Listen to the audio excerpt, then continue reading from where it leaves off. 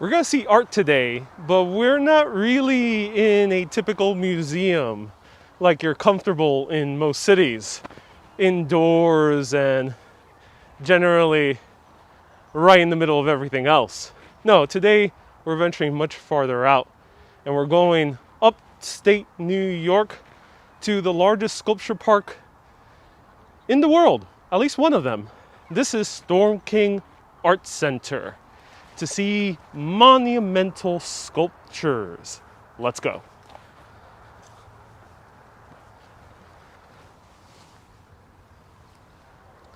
Hello everyone, I'm Ariel with Urbanist, and welcome to Storm. Very about 1 hour north of Manhattan, and this is filled with monumental sculpture surrounded by these beautiful mountains. The namesake of this art center is by the nearby mountain, Storm King, which is a really interesting name when you think about it. Earlier, I was hanging out with my friends, the Canadian geese. And let's walk around. It's open again. Yes, it's open again. You have to reserve in advance. And it's much easier to come by car. So if you are in the tri-state area, which means if you're in New York, Connecticut, New Jersey, even Massachusetts, if you intend to come here, you do have to get tickets in advance. So hello Hiona, hello Valeria, hello Susie, hello Shashanka, hello Bless, Kay, Cindy, almost like the countryside near me. Yes, we're basically by the countryside. Though in the distance you can hear the cars rolling by. So this is a massive park, over 2,300 acres big. It's huge, it's monumental. For context, it's about almost 4 times larger than Central Park. So today we're going to wander around Storm King Art Center and just admire the art for this peaceful wandering through one of the largest sculpture parks in the world.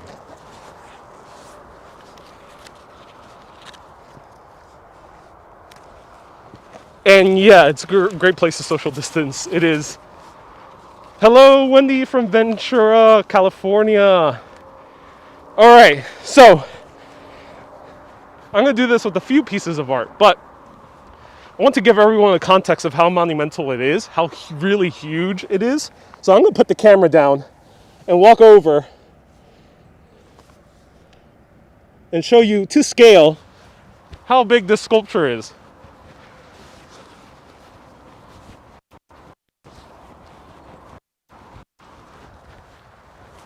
How huge.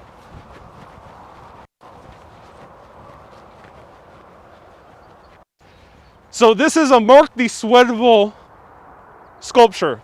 This entire area is by a sculptor called Marc de Suedeval, who's based in Astoria, Queens. And it's huge. Actually, let me see if I can. There we go. That's about 7 feet, and that's about 11, 12 feet tall. Huge. Marc de Suedeval was one of the first artists to put a massive sculpture right here in Storm King Art Center. But how did Storm King Art Center even begin?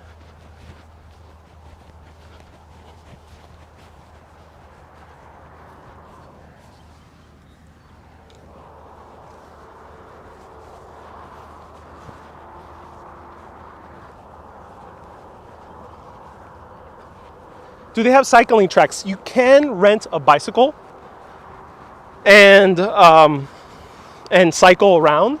So yes, they do have cycling tracks, but because of the pandemic, that is shut down. So in 1960, businessman Ralph Ogden, who had businesses nearby along the Hudson, decided to buy a huge parcel of land here, 180 acres, all in this county of Orange, right by the town of Cornwall. Nope, not Cornwall, England, but Cornwall, New York. It's a very beautiful town. Technically, we are in the next village over called Mountainville. And my drone would be good here. It would. And I have my drone. So maybe there might be a bonus video. Maybe.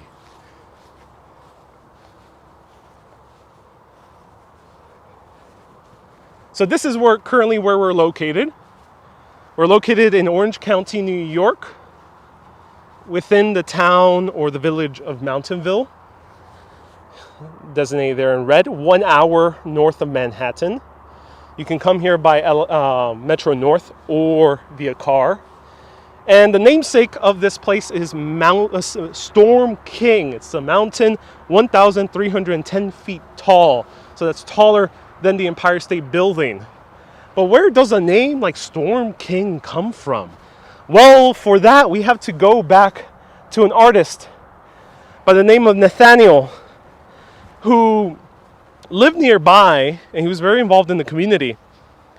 And he looked at this mountain that at the time was called Butter Hill. Butter Hill comes from the Dutch who first settled here in 1685. And they thought to themselves, this mountain kind of looks like a lump of butter. And it kind of does. Wow, so expensive. And the name stuck for 300 years until this writer by the first name of Nathaniel thought to himself, Butter Hill sounds kind of weak for such a mighty mountain along the Hudson. This name deserves something stronger. And every time there's clouds that roar above the mountain like we're seeing today, it might thunderstorm a little bit later, this should be called Storm King. Kind of like a very Viking-esque Nordic name. And the name stuck. It's no longer Butter Hill. Luckily, it's not Butter Hill Art Center. It's Storm King. What the hell is that? Oh my God. Everyone, what plane is this? It's an army plane. Oh my God. I rarely ever see a plane that huge. If anyone knows, that's a cargo plane or army plane? Wow. Massive. Let's touch the art.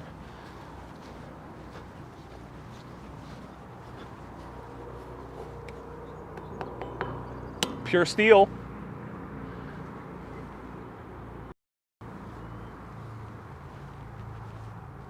So I think this piece is called E equals MC squared. It's by Mark de Swedeval, who designed a bunch of these steel beams all around us. He's also known for having a piece in front of the LACMA Museum and a few other major museums around the world. He got obsessed with steel back in the 1970s and started using it basically for all of his art. So he's known for just kind of bending and doing weird things to steel. So let's continue on. Here in the distance, I'll zoom in because it'll be hard to walk to every single piece.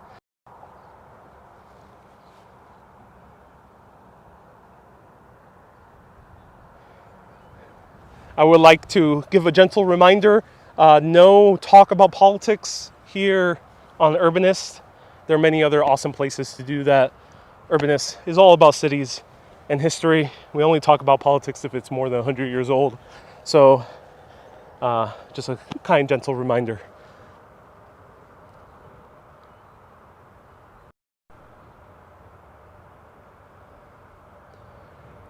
Here's Mike de Swedeval in the middle, wearing his hard hat. Let's continue walking around. Thank you, I appreciate it. Hello, Christine. I think those are stars, so thank you so much for the stars if they are. Let me know where you're watching from. Hopefully I'll have service all the way throughout. Feel free to ask me questions. We're just kind of wandering around. There's not that much history. After Ralph Ogden bought this property, 180 acres, his family member, Peter Stern, took control. Ralph passed away in 1975, and his original intention was to make this just an indoor museum for the Hudson River School.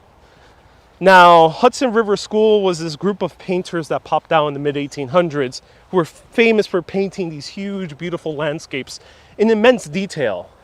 One of those paintings is this one, Storm King, which a lot of people know all around the world. That's why Storm King is famous even in paintings. Actually, this is the Storm King one. One of my favorite painters is Frederic Edwin Church.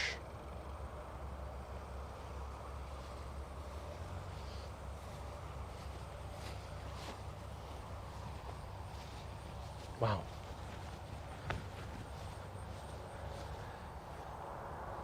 So Ralph saw this and he knew that the Hudson River School was inspired by these immense views. And why have these amazing paintings from the Hudson River School, one of them being Frederic Edwin Church, be stuffed in a city museum 60, 80 miles away in New York or across the Atlantic Ocean in London or in Paris?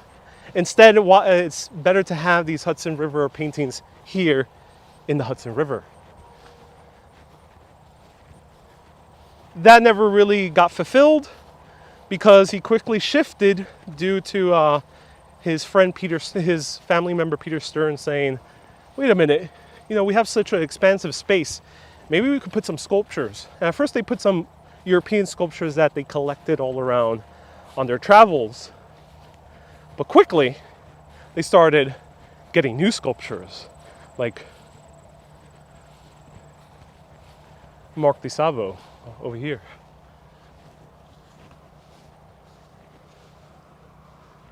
Are you near Purchase? I think I am. I'm not entirely sure. My New York geography isn't quite the best off the top of my head.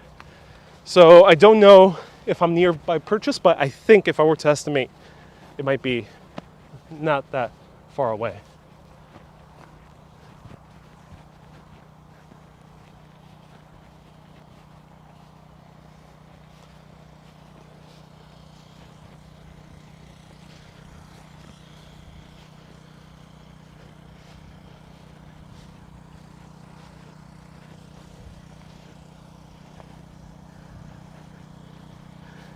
George, you own the Hudson River School gilded large picture frame. Oh, that's so cool. This one's interesting. Jane, thank you so much for clarifying. Not near Purchase. Thank you. It is really hot today. Whew, did not expect it to be this hot. If you're coming here, wearing long pants might not be necessary. There's a staff member there. I'm not entirely sure why. Let's continue.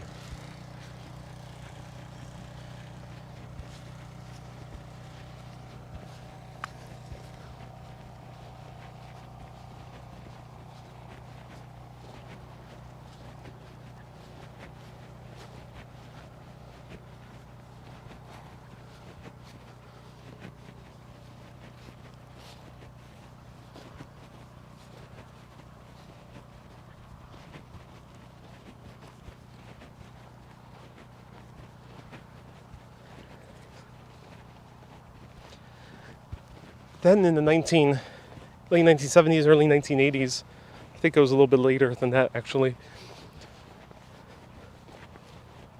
over 210,000 acres were donated to the Storm King Art Center. So this swelled up to more than 2,300 acres of sculpture, all spaced out very beautifully. And look at those columns in the distance. And no, those are not ancient Greek ruins in the middle of New York. No, this is not proof that the ancient Romans discovered America before the Vikings. This is just an artwork. You spent every summer in your life up here. Oh, cool. Jane, you're watching from Washingtonville. Hello, Helen. Jane, you say the oldest winery in the country is near there. It's Brothers Winery. Oh, that's good to know. Thank you for letting us know. I just had one of the best coffees of my life. I would put in the top 10 coffees in Cornwall. It was a barista from New York City who got tired of serving too many coffees per day and wanted to take it a little bit slower in making great quality coffee. And he opened up a little tiny coffee shop here in Cornwall. And I was absolutely blown away. Absolutely blown away. I wouldn't like the job of keeping that grass cut. I think they use tractors.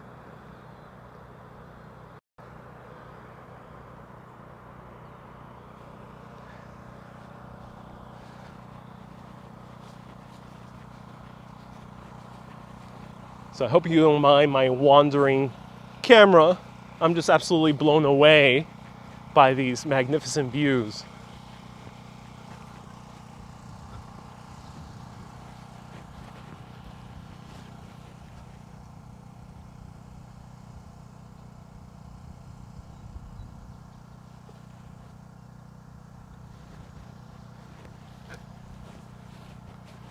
Hello, Danielis. Nice to see you here. If you're watching on YouTube or Facebook and you're enjoying this, feel free to let your friends and family know.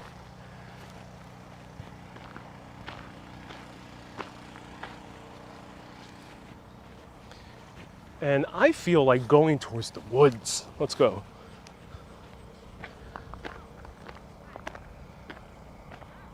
The views are amazing.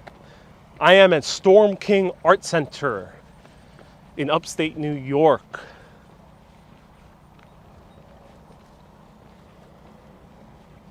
Here we have another steel beam piece. Hello, Jack.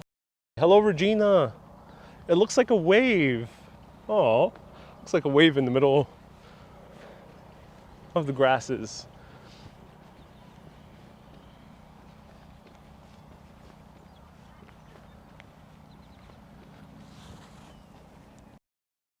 Awesome clouds. I agree.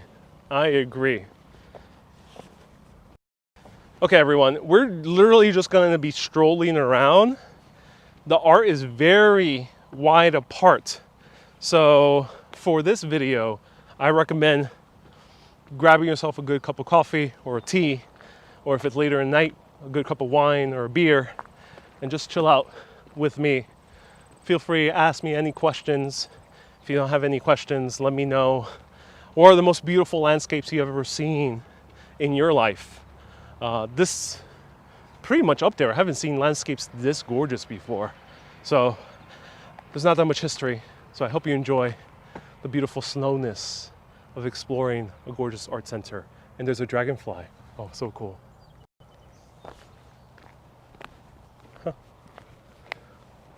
I love dragonflies. I've seen already 3 dragonflies today. I've been followed by them. George, you miss that made me crack up. You miss clouds in LA. I'm so sorry that there's no clouds. Ariel, the Brothers Winery is very beautiful, all built in stone. Thank you for letting me know. I might be going there afterwards. Thank you for the suggestion. If you have any other suggestions, please do let me know.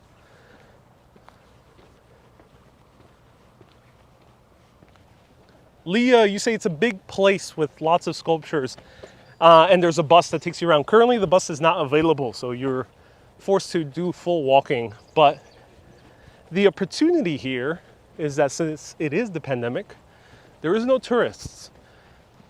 Typically, there's 200,000 people who visit here on a yearly basis.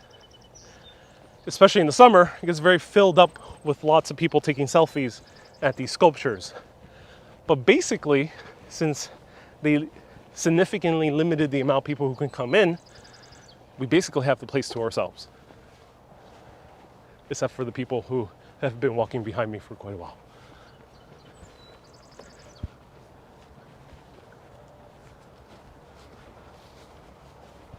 Oh, wow. How far am I away from New York City? 1 hour drive from Manhattan. It's about an hour train ride, but then you have to take a bus or Uber here to get to the Storm King Art Center. Some of the art is closed off.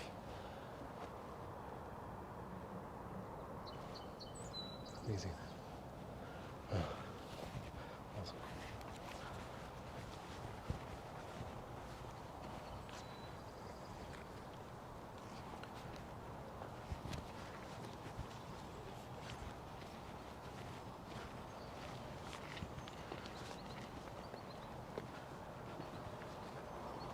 Oh wow, the views keep getting better and better.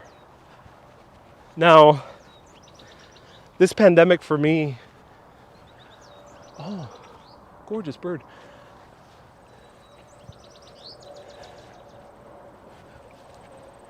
I've done videos almost always on cities. And if I've gotten out of the city, it's mostly for big tourist attractions like Pompeii outside of Naples, or to the outskirts of Queens. But due to the pandemic, I've been compelled to visit these places a little bit more far off. And whilst I do realize many people are experiencing tragedy, at least in my own personal life, I'm lucky to not experience direct tragedies. So it is truly a blessing to be able to be compelled, literally by forces of nature, to explore my own country, my own area of New York. And let me know if you've done the same. What sculpture is this? Are there any artistically inspired portalettes? Are you referring to portable bathrooms? I don't think so, but there is artistically inspired bench out there, and we'll find it. So this is Nam June Paik's Waiting for UFO. Oh, I like that. Waiting for UFO. What is this? Can we actually go in? Oh, due to spiders, this is not something you want to kind of jump in. But I'll put the camera. It's a beautiful thing about having a camera, is I don't need to actually go inside.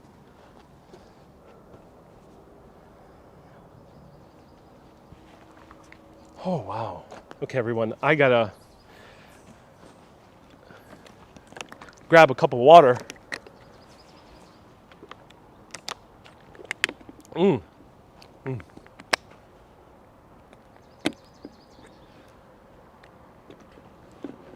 know, it's important, I think, to truly breathe in the landscape.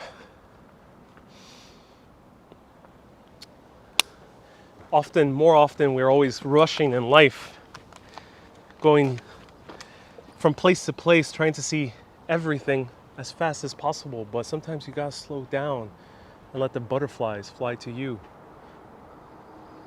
Hello, Suzanne. Nice to see you here. It does look like a trash can. It looks like a very Art Deco trash can. Let's go on the stone path.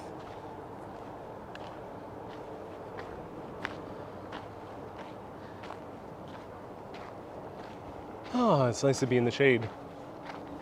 I was just thinking that all that walking requires lots of hydration, which then requires, well, you can fill the rest, says Jackie. Indeed. Oh my God, a picket fence. But this is not your normal picket fence. This picket fence reflects back at you. It blends in with the environment. It's a picket fence that is art. Wow, that's a good selfie. There we go. So cool. Oh, that is a good selfie. This is a very interesting photo. Fascinating. Oh, so cool. They have markers here, and they also have an audio guide, which again is not available now, but if you come here, assuming post-pandemic. This is Allison Schott's mirror fence. This must be a good view in this perspective.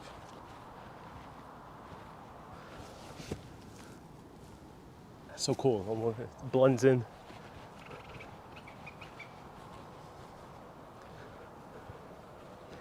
Lori, I'm so glad you're enjoying the tour.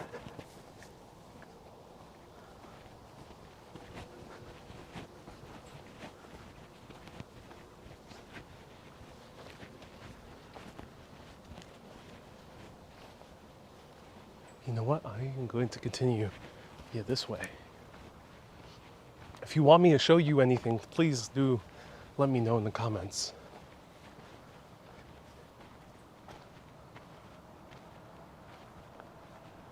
One more time, ladies and gentlemen, the picket fence.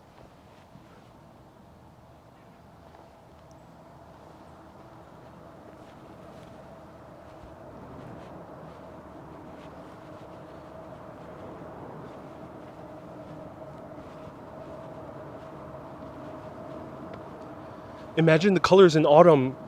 You know what? What I was reading is that a majority of the people who visit Storm King come here during autumn. And I think it's precisely because of the colors. Also, Storm King is known as being a very easy hike. 1,300 feet, so it's not even that tall. But it's also an easy hike because you can drive almost halfway the mountain. All right.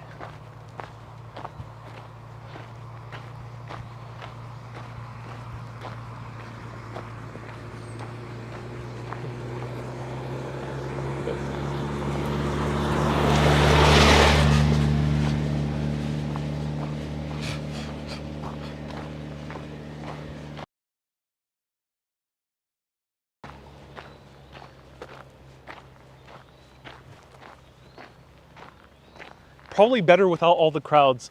I agree. And you know what?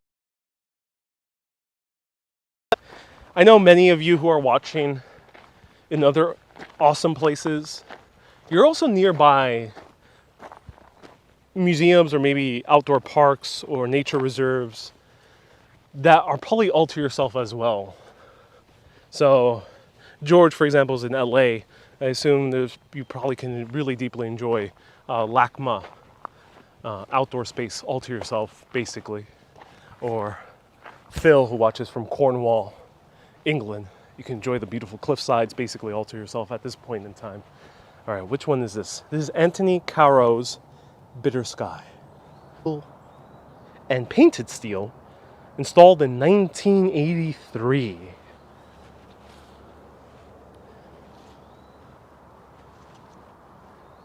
You know, I can't get so close to the steel because the signal goes weak.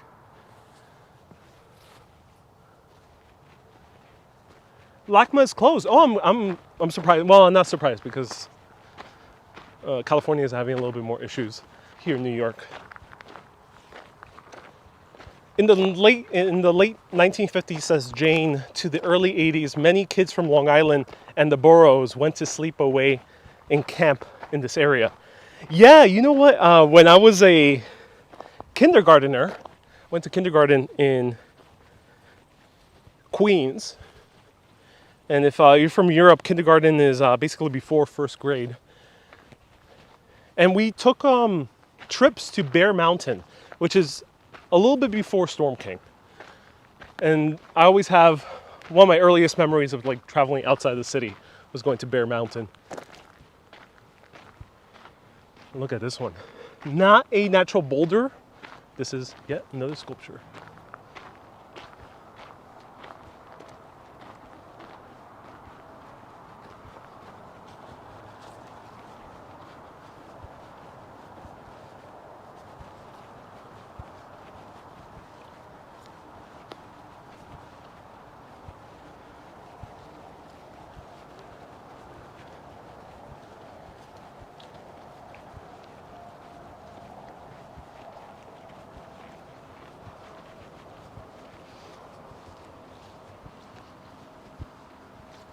So let me know in your nearby area, what are the places that either you have gone or would think would be a great place to visit.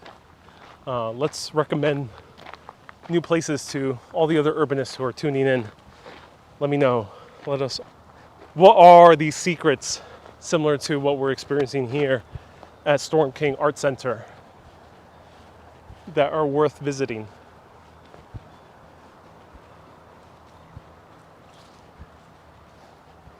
Peter, I got here by car. Went here by car. Basically, that's the only real way you can get here now.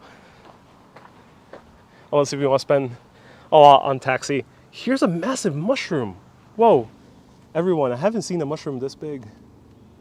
Lots of bugs there.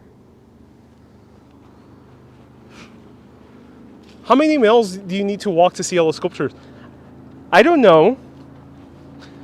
But let's do some guesstimation. Uh-oh.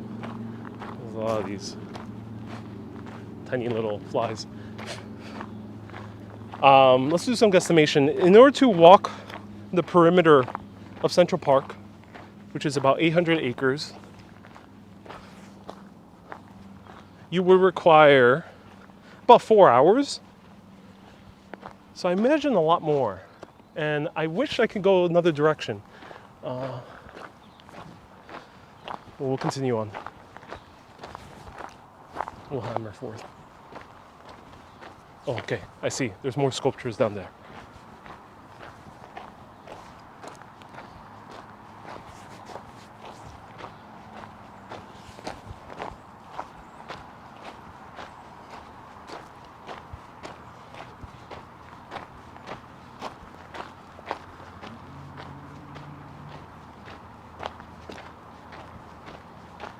So I think we're on a side path.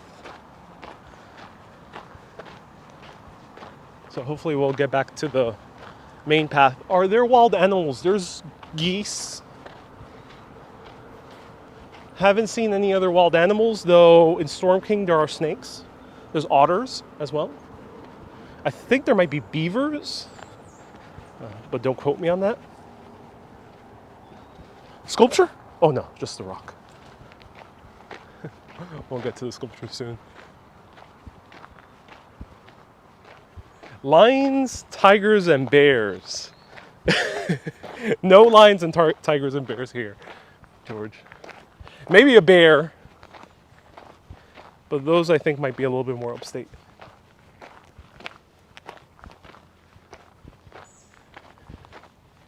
The crunch of your footsteps is very... You know, whenever I go to places where I don't know too well, my voice tends to get more dramatic. I think that's a good way to comfort myself. Patricia, thank you for putting the link. You know, if anyone's aware of the beautiful poem by Robert Frost, The Road Less Traveled. Oh, we found it. This is the jackpot here. This is the sculpture I wanted to show all of you. Robert Frost, in basically every single American school, primary school, you read The Road Less Traveled by Robert Frost. And I don't know the poem off the top of my head, but basically the poem is about seeing two diverging paths.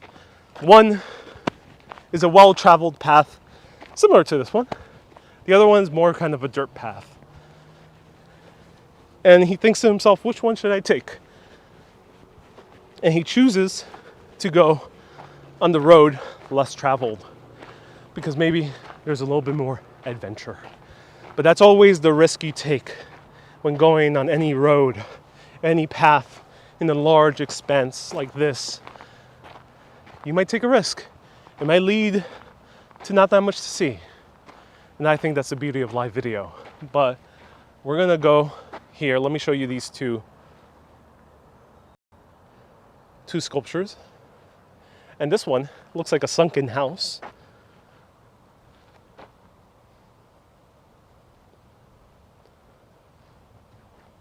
And now let's go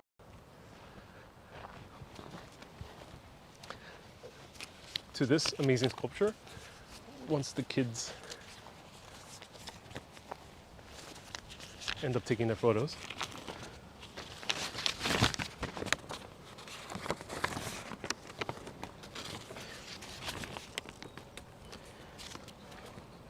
And this one is called Suspended by Mendesh Karishman. And Mendesh Karishman is known for making these sculptures that look like they're hanging. And this one literally looks like it's hanging on thin air. It looks like a very, very bad place to be if there's an earthquake. Let's hope there is no earthquake, because I'm gonna step right underneath. Is everyone ready? Please wish me luck. If this is my final day here on Earth after I step below this, please take a screenshot before it collapses. And thank you everyone so much for, watching these videos. I really appreciate all of you. So wish me luck. Let's step underneath this steel beam by Mendesh Karishman. Let's put it at 1. There we go. All right. I'm gonna put my book back down.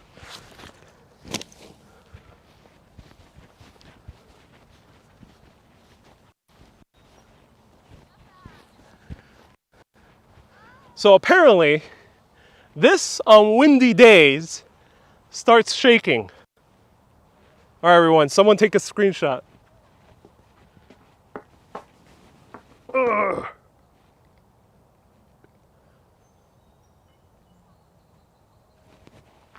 Did that look convincing enough?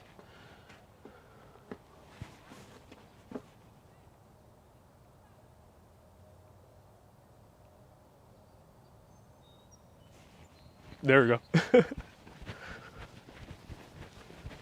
All right, I survived. Good.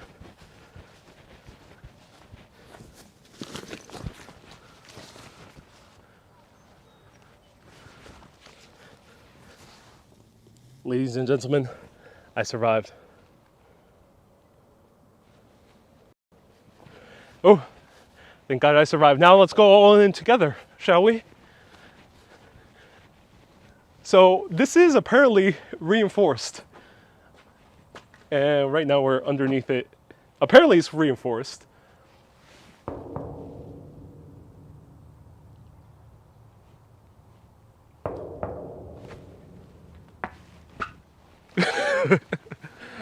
All right, apparently it's reinforced.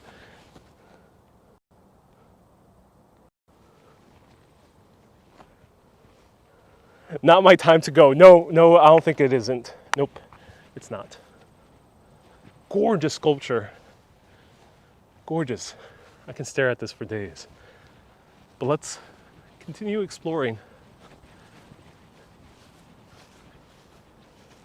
They call you Atlas Ariel. Yes. I have the world, the cosmos on my shoulders. Thor. Indeed. If you took a screenshot, or any type of screenshot, feel free to post it on the Urbanists of the World community page after this broadcast.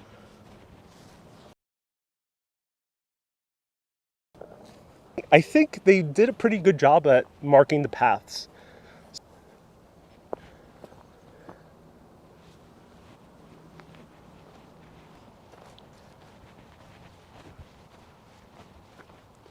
Basti, yes, a nice park. We're at Storm King Art Center.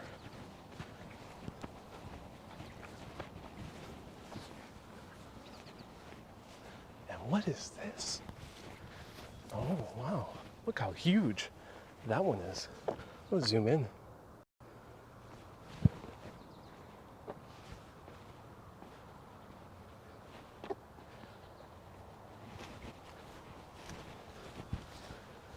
So I don't know too much about, in general. So if anyone has any opinions or any observations of the sculptures we're seeing, please let us know in the comments.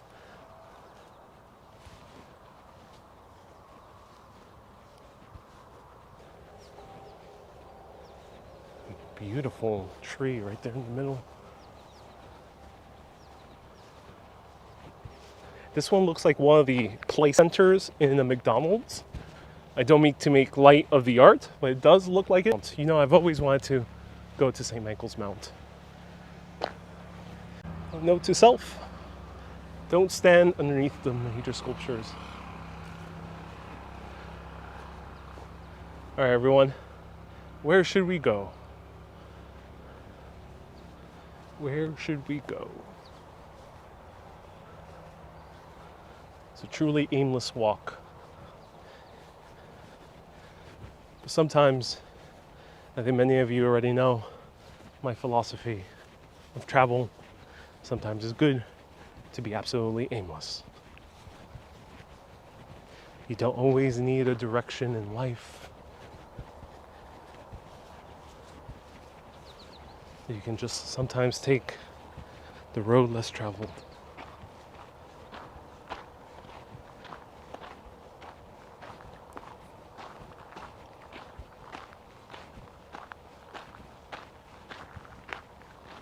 Hannah, welcome. I think those are our hearts, or stars. So if those are stars, thank you so much for the stars. I'm not using the Facebook app, so I can't really see if someone leaves me stars. It says no entry. Why? I think it means for cars. I don't think it means for sculptures.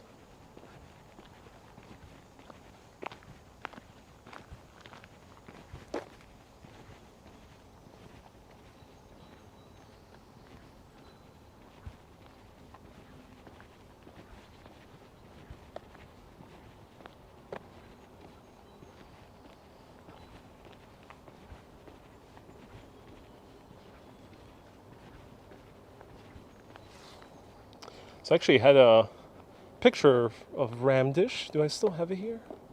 Oh no, I do not. Okay.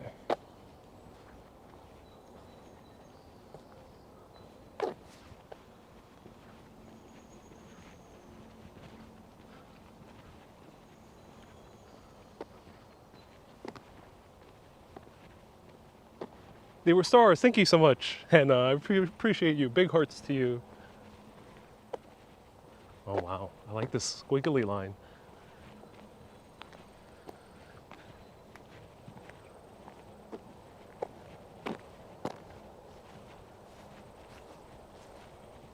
You know, you don't have to have a degree in art or be an artist yourself in order to appreciate art or even have any of the vocabulary of art. You can just be with art and truly enjoy it. I think that's what stops some people to go to art museums, is because they feel, you know, there is a certain factor of intimidation. Here's something that gets a little bit more classical. Uh-oh. This one's older. This one was installed in, wow, this one was made in 1963 and probably installed here after the art center was made.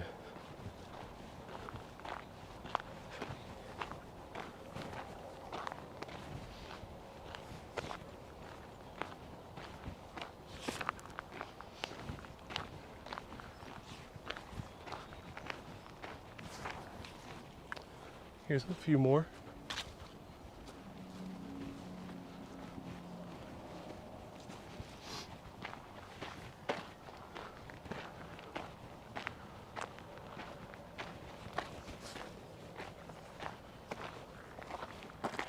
And these, I think, are the older ones that were imported from Europe back in the early 60s.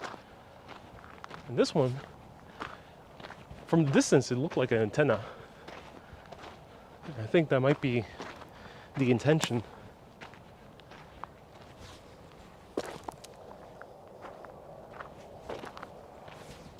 George says it looks like red cellophane. Yeah, some of them do look like cellophane.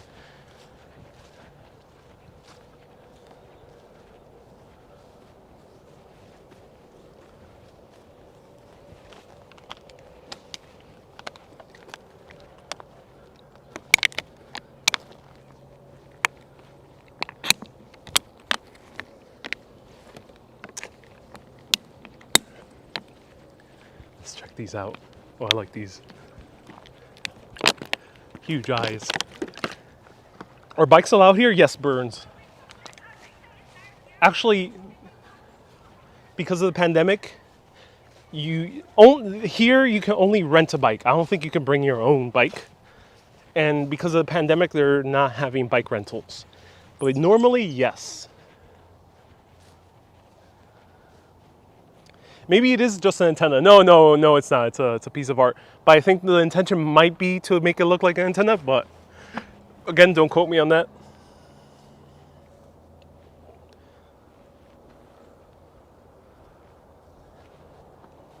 Wow. This one's interesting.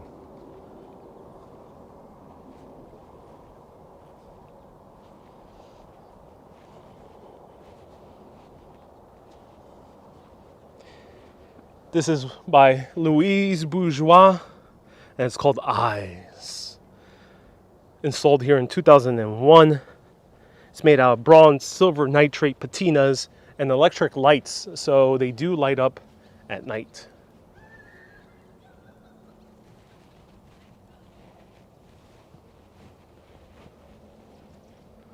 Wow. George, I assume you're not a big fan of modern art. It does look alien, it does, yeah. I'm in love with it. It's really interesting. I can only imagine how it looks like at night. Interesting choice with the brown color. It does blend in into the background. A lot of the pieces here do as well. And I think we're gonna come upon a Richard Serra, which might be that one. Let's check it out.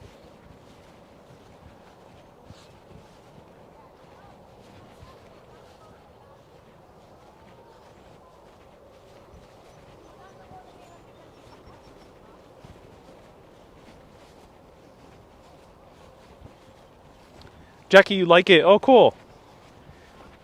Of course, the world is made out of colors. And the cool thing is, there are other sculpture parks that have much more classical type of sculptures. The ones you might associate with Rodin. For example, the Rodin Park in Paris. But here, if you want something a little bit more classical, you can also go to the Socrates Sculpture Garden. It's not as classical, but there are a few things that do look inspired by classical. Hello, Gloria! You live here 20 minutes away from here. Oh, cool. It says, do not climb on this sign. Do not climb. But can we walk on it? That's a good question.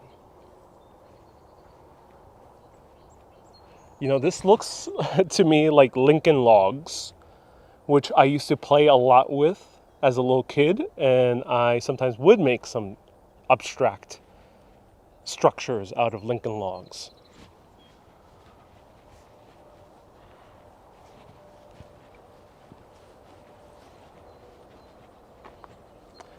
Gloria, you live in Cold Spring. I heard it's very beautiful up there.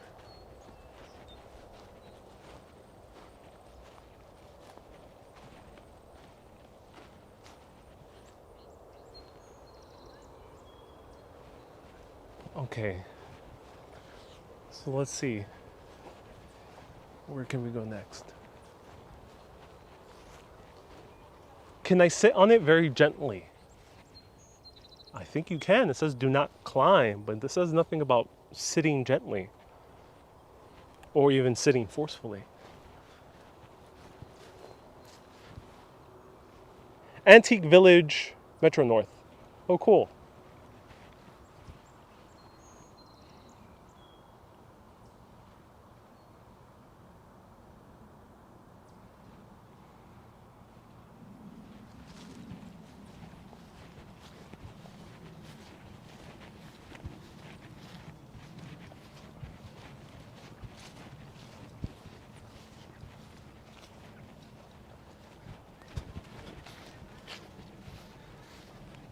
Okay, let's try try going down this way.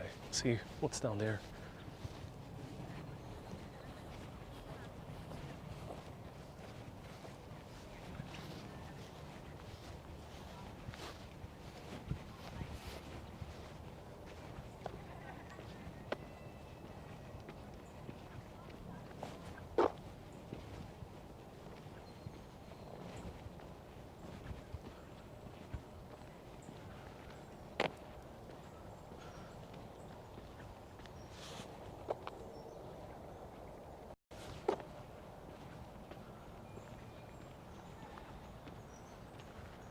Oh, here we go. Found another piece of art I really wanted to see. Here we're approaching a sculpture there in the distance. No, it's not some sort of power generator or some type of water pumping station. No, this is called Gazebo for Two Anarchists. The artist who made this was really interested in the history of anarchism and was inspired to make a sculpture on it. I don't know too much more beyond that, but Gazebo for Two Anarchists. Let's check it out. I think it's interactive. I think we can go inside. Where are the squirrels and bunny rabbits? You know, I haven't seen any squirrels, unfortunately. I hear a lot of birds, but no, I haven't seen a squirrel yet. Hopefully they'll pop on by.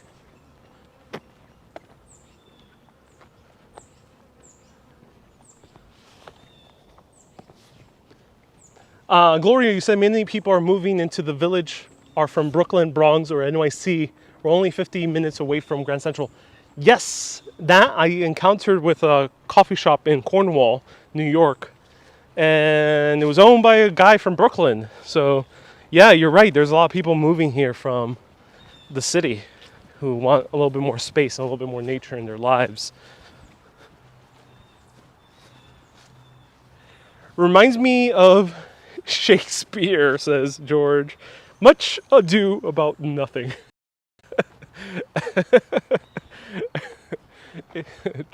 Oh, George. Oh, George. Okay, so here, there's a sign. I'll read it to all of you. Cynthia, we are in Storm King Art Center, 1 hour away drive from Manhattan. This is a gazebo for two anarchists made by Shia Amanjani. And it was also, it says Gazebo for Two Anarchists. The full name is Gabriella Antolini and Alberto Antolini, which might have been two different anarchists. Is one of the several works from Shia Amanjani has dedicated for the 20th century anarchists. In this case, brother and sister Alberto and Gabriella Antonini, the latter of whom was imprisoned for transportation of explosives in the Youngstown affair in 1918. The open lattice of the Gazebo for Two Anarchists suggests a prison cell. Each gazebo encloses a large chair with armrests that recall thrones or electric chairs. Ooh, that got dark. The artist, who is known for his politically resonant interactive sculpture, transforms the gazebo, traditionally a picturesque garden folly, into a vehicle of political expression. Visitors are welcome to touch and walk through the gazebo. Please do not touch or climb the sculpture. But can we walk through it? It seems like we can't. Verbal...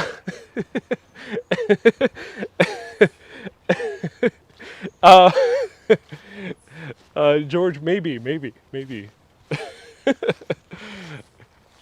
But I do, it does look like a electric chair. It doesn't look so friendly. It used to be the case that you could walk through it, but it seems that they closed it off, maybe because it wasn't so structurally sound. George, I'm glad you're providing a little bit of color, a little bit of differing opinions on this broadcast. I appreciate that. I'm not being sarcastic at all. That's a very welcomed second opinion. Yeah, this gazebo doesn't look so friendly.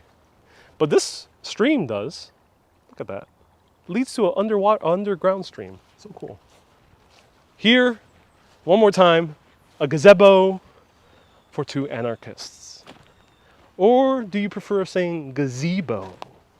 Let me know in the comments. Oh, I hear animals. Wild animals.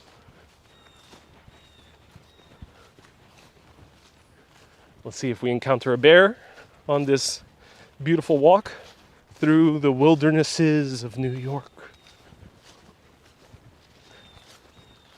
Or at least a bear sculpture.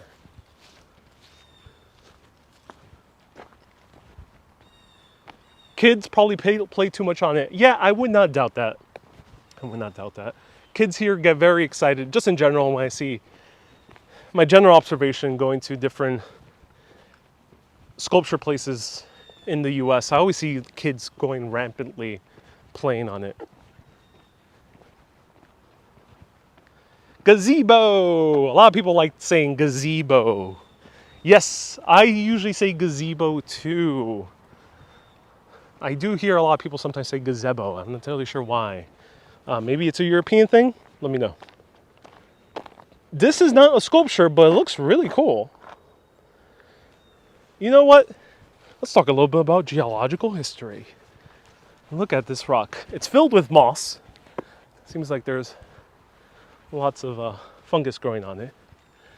But you'll see these these rocks, boulders all around New York State. Now, these are really cool because they're littered all around the state, all around this area of the United States. Actually, if you go any area around northern United States, you'll see these boulders. And these boulders come when the last major glaciers that covered the entire northern hemisphere under almost around 2 miles of ice. That's huge. It's massive ice. Some parts in Manhattan, for example, was taller than the Freedom Tower. These rocks, as the glaciers melted, it led a bunch of debris from the meltwaters flooding down the U.S. And that's why we have massive boulders all around this great state. So whenever you see a boulder, this one's covered in fungus, so I wouldn't touch it. But the other ones that are not covered in fungus, touch it, you're touching over 13,000 years of history.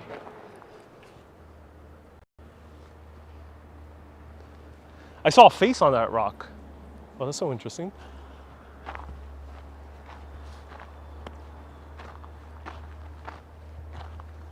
So here's a moving sculpture. And I guess less people are around due to COVID. So bears were seen around Scarsdale and Lower Westchester. Oh, wow, David. So lonely. I love walking alone, except with health issues now I cannot. Oh, Cynthia, I'm so sorry to hear that, but I'm glad I could take you on the virtual walk at least.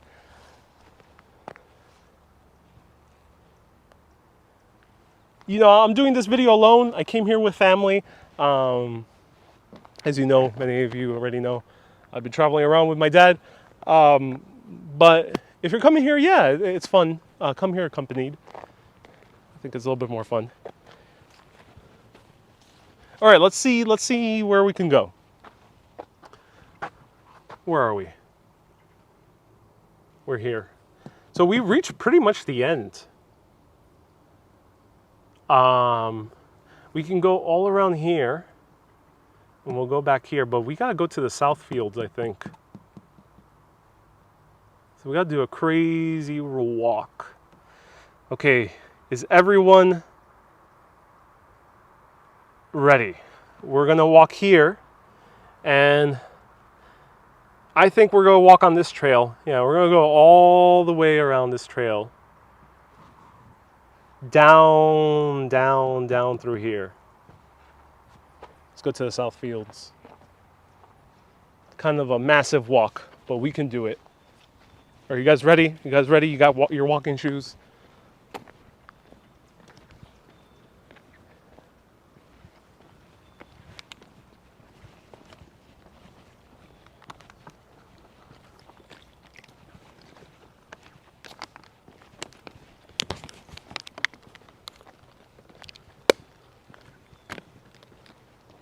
Cynthia, I'm not sure how many miles, maybe 2 or 3,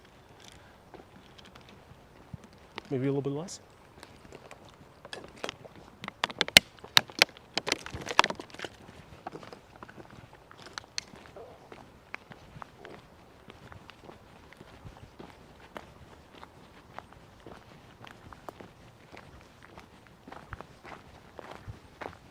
Is there more to see down that way? There's a couple, there's like 2 sculptures up in the woods. Oh, cool. All right. There's like a dirt path to see it. Oh, awesome. Thank you.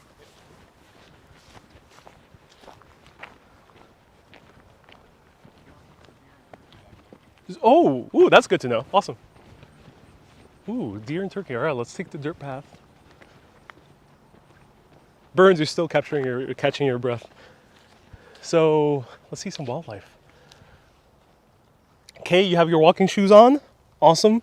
I'm wearing Converses, but I'm wearing Converses with a grip underneath for better walking.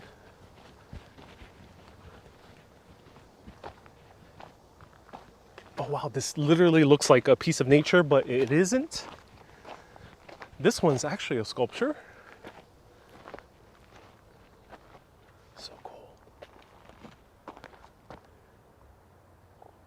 Here's Cynthia, I attract bears. I don't think we'll encounter a bear, hopefully not here. I don't think that's the case. I think they might hang out a little bit more in the mountains, but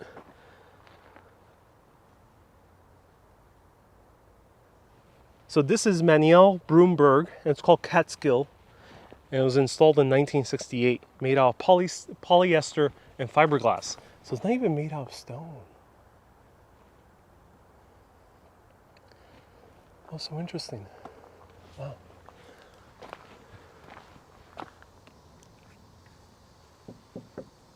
Oh yeah, it's not even made out of stone. It looks so like stone. Beautiful. Great work.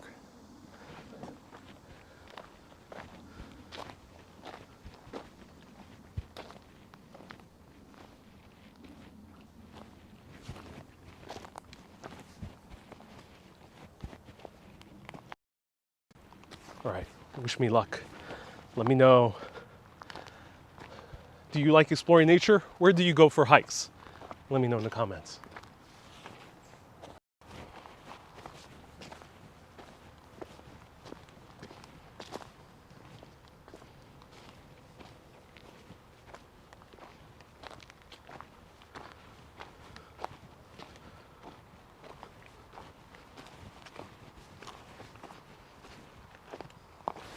Cynthia, yes, I do have water. I came prepared. This is David Stoltz's Day Game, installed in 1972. And some of these art pieces, especially when they are after the 1974, were placed here on purpose. So a portion of them were made specifically for. Let me speak a little bit lower so we won't scare off the deer. We'll see it somewhere. They were made specifically for the space itself.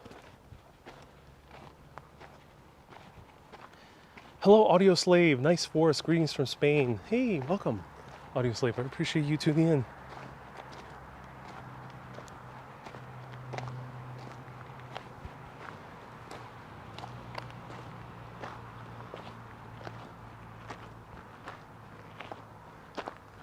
Time and nature have made it appear even more like stone. Yeah, you're right.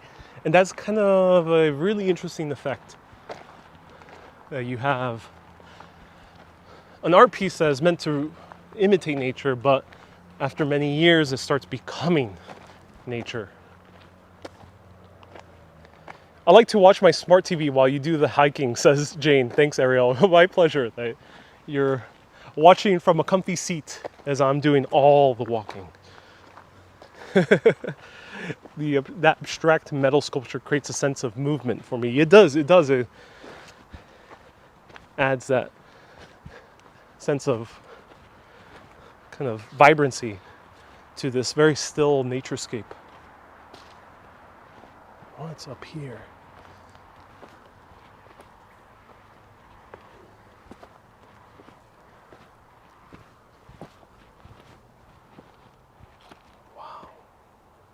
beautiful bug. Couldn't capture on camera, but there was a bug that was very, very blue. So this is not hiking. We are in the art sculpture park. So technically we're not hiking. And this is a fallen tree.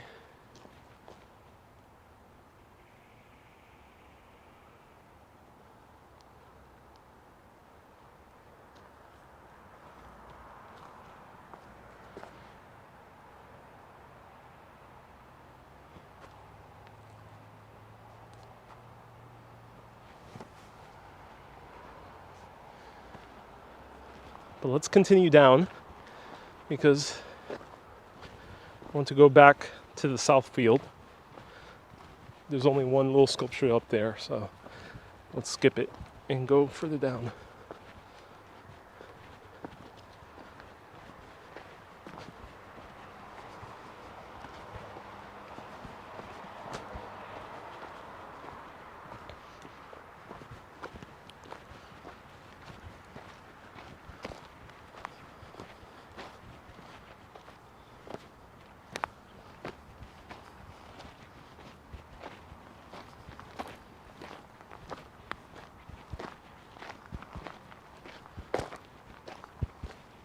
Great escaping in here, yeah. You're right.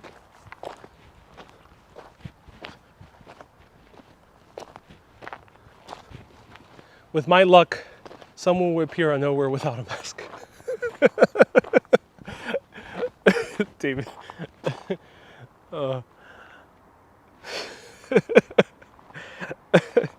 Yeah. Just, this is like a peekaboo just out of nowhere. Boom! Person would appear. Thin air, no mask.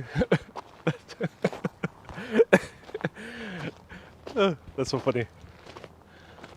Oh, you know, this is probably the most naturey I've gotten on Urbanist.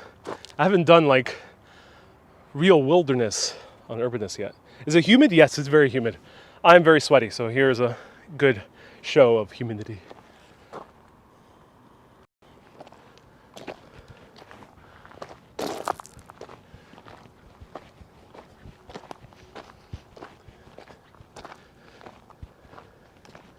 You're in the Shanomunk. What is that? Oh, are we in the mountain? On the cliffside of the mountain, Shanomunk?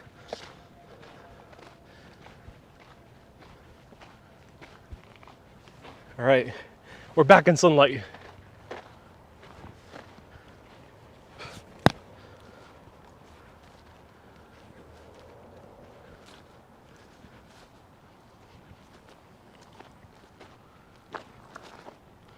It's kind of scary looking.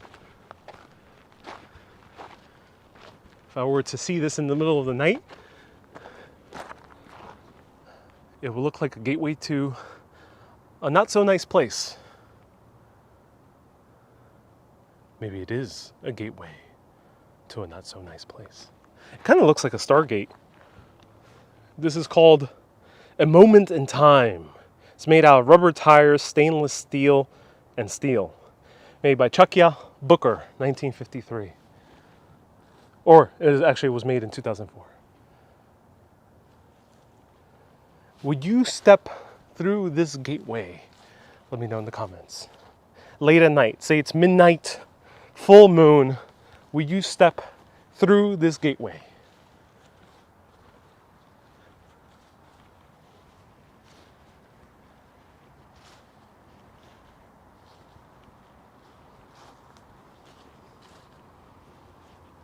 Plenty of exercise. You should sleep well tonight. You know, I barely walked during this pandemic, so it is a welcome change. I forgot to bring my umbrella. Hopefully it won't suddenly rain on me.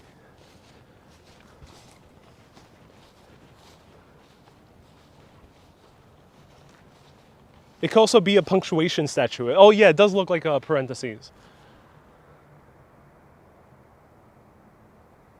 Does look like parentheses.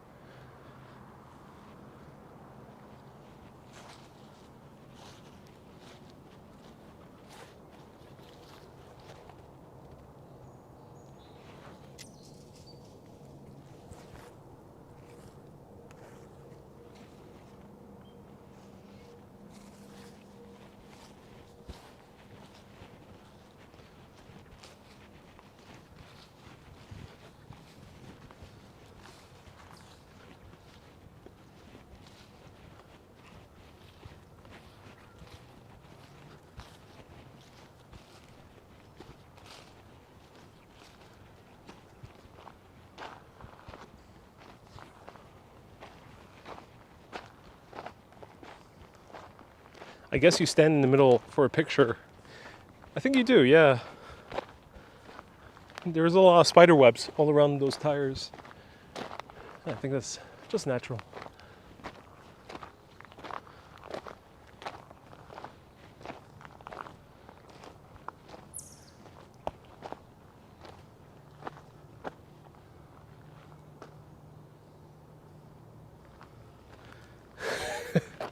Jackie, you would walk through if it led to a bathroom.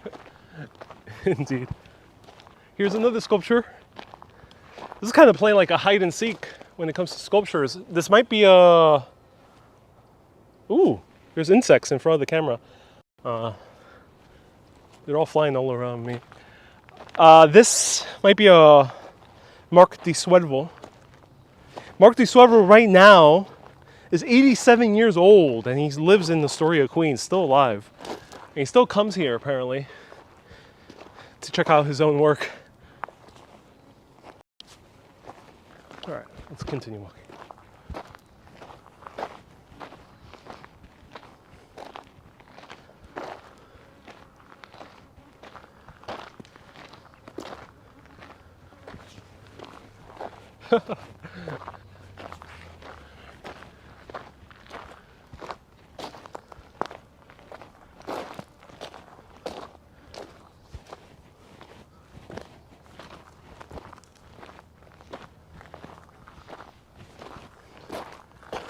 Have you got bug repellent? No, I do not. That's why I'm surrounded by bugs.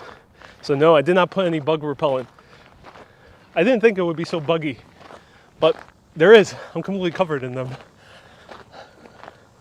I'm exaggerating a little bit. It's not that much. Right there, there's another beautiful sculpture. Let's check it out. People sitting down.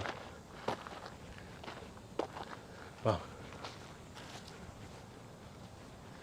right, let's put it on.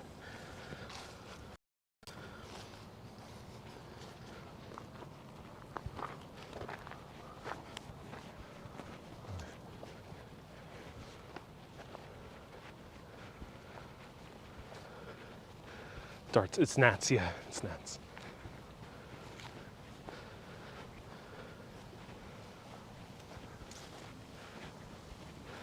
This one looks like a slide.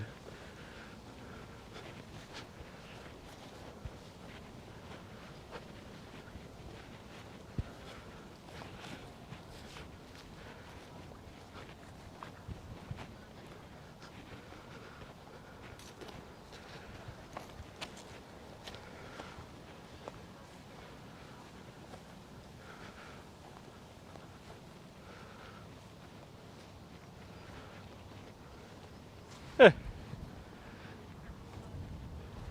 Oh, wow.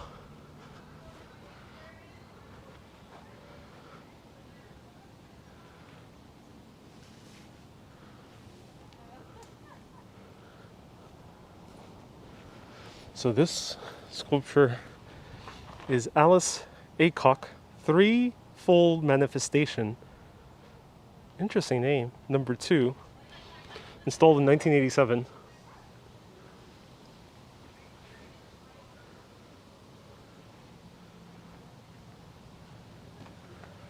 Amazing. Look at this, everyone. Wow.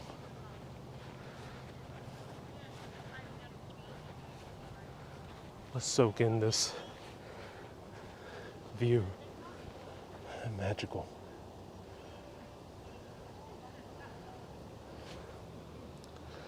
David, you see, this reminds me of a musical that I saw as a little kid. Oh, hey, I'm going to check out that link afterwards. Thank you for linking that. Jackie, I like that one too. Me too.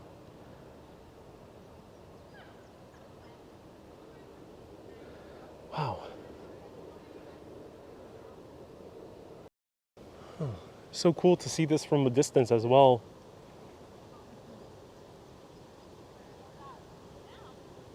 Beautiful.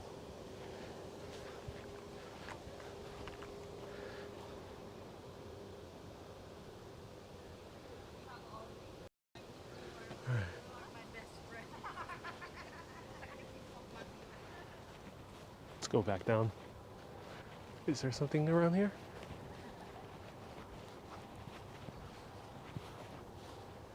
I'd rather go this way. Here's one more time. Threefold manifestation number 2.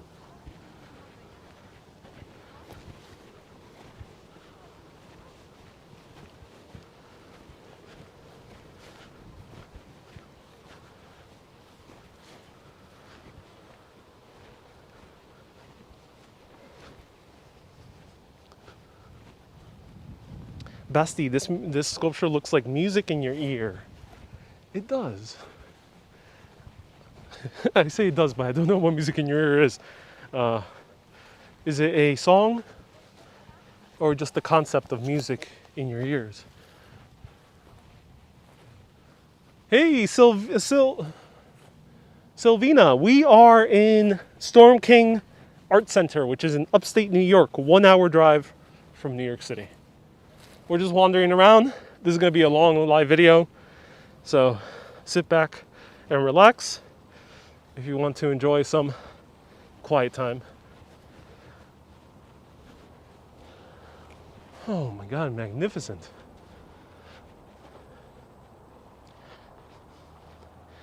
This one is by Alexander Lieberman, and it's called Adam. I have a photo of Alexander Lieberman right here. Right here. This guy. Looks like a Salvador Dali with a shorter mustache.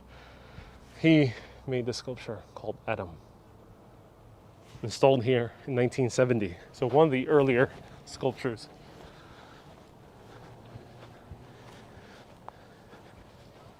Okay, everyone.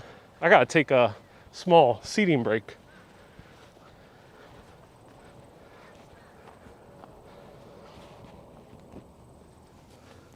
Oh, all right.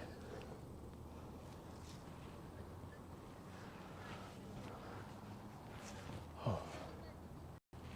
So I gotta take a small seating break. And let me know if you have any questions or comments or observations or anything. I need to stretch out my legs, so pardon me as I stretch out my legs. You know, it's good to take breaks while you're walking long distances, especially going uphill and downhill, especially if you're not having walked in a while like I have, because in the pandemic there's barely been opportunity to walk around like I used to. I used to walk around 10 miles a day. I haven't walked that distance in quite a while, so stretch out my feet. Oh, it feels good. Okay, that feels good. There we go. And yeah, there are benches all around. So while it is accessible to many sculptures are accessible, it'll be pretty hard to push a wheelchair, or if you're mobily impaired at the moment, it might be a little bit tough, but it is doable. It is doable, and there are a lot of benches. So that's a good thing. And in normal times, there is a bus service that takes you around. So there's like a little bus tour. Donald says, I like Bernadette Peters, but it was her understudy that day. Oh, Bernadette Peters, I love her. She was in an amazing show called A Sunday in the Park with George, which is actually very relevant to what we're experiencing right now. It's rather a Sunday in the park, but with Ariel. All right, that felt good. Let me show you the views and get set up to keep on walking.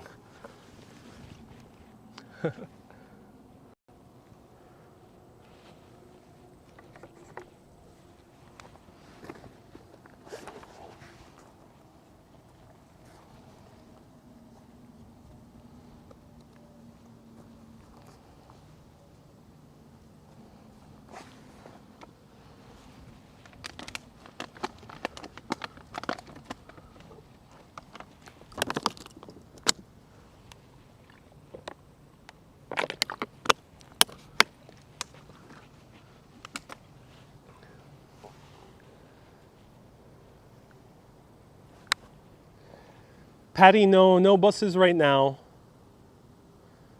Not at this moment. It's due to the pandemic. But hopefully once things get back to normal, things will get back to normal. Places will open up again. And once they do, I think they'll reintroduce the bus system.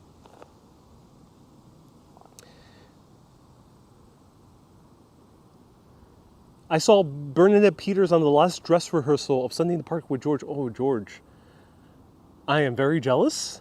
That is one of the best musicals I've ever heard. And that's so awesome. That's really cool. Beautiful landscape. So we're almost in this valley, though it doesn't, I'm not entirely sure if it's 100% a valley, but we are surrounded by mountains. And no, this particular bench is not a sculpture, but there is a bench that is a sculpture. Let's see if we can find it. I would love to find this bench sculpture somewhere. Let's continue walking. I've gotten my good break. Hope all of you enjoyed this break.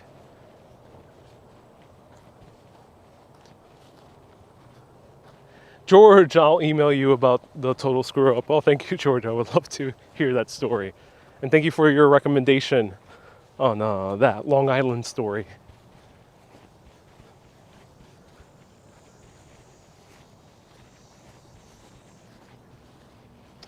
Did you know there's a big outlet called Woodbury Commons? Every brand is there. It's huge. Jane, yes, I do know about Woodbury. I might be going there afterwards, and there might be a bonus live video on Facebook. So if you're watching from YouTube, I go live every Saturday and Wednesday at 1 p.m., both on YouTube and Facebook. But for any other bonus live videos, I do them on Facebook. So if you're watching from YouTube, follow me at Urbanist Live. I'm the same symbol, the orange U, and you'll see the bonus live videos, which there might be one today of Woodbury if things go well. So yeah, stay tuned. Maybe you'll see Woodbury on live video. I'll show you a little bit.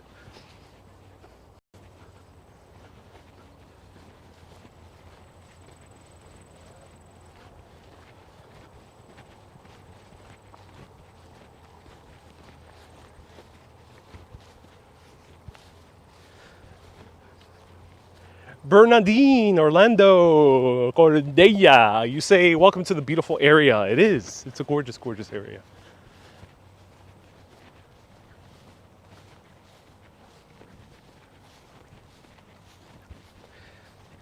I think we're covering a lot of ground. The two things I really want to find is the bench that is also a piece of art, and also Maya Lin's earth mound sculptures, which hopefully we'll see soon. One more time. Mendesh Karishman sculpture, really cool. Someone dropped their mask. Oh, well, stay away from a used mask, but someone dropped their mask.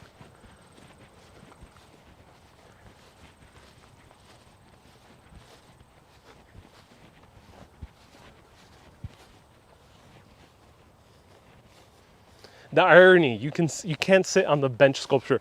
David, yes, you can. Hopefully you can. Let's see if we can find it. But as far as I know, yes, you can sit on the bench sculpture. My BF was friends with Bernadette Peters. Ooh, a lot of people know Bernadette Peters and hung out with her. Oh, that's amazing. She's an amazing actress. She's also been in a lot of films as well. It's good that you're moving again so people don't think you are the sculpture. Says Donald. Indeed, Donald. Indeed. Here's another one. Let's zoom in.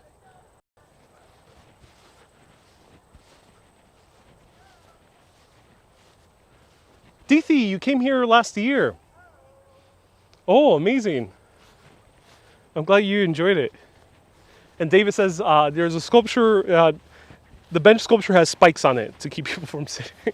That would be a very, very cruel sculpture. It's almost like the painting that says, not a cigar. It's very Dadaist to have a bench sculpture with spikes on it and a fence.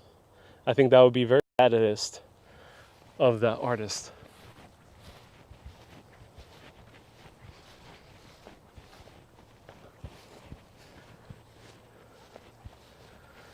When your legs are tired, all benches look like sculptures, or all sculptures look like benches.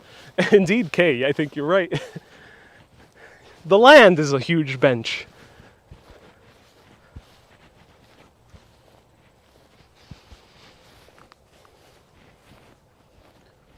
All right, let's go uphill.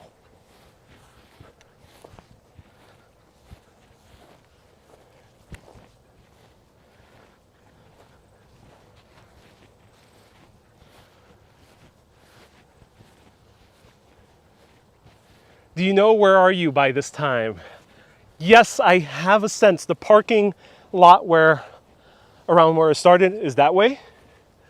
And that's the northern end. Oh, whoa, this is a cool view. Okay, everyone, note to self. Don't always look forward, but sometimes look back, because you might see a beautiful view right behind you.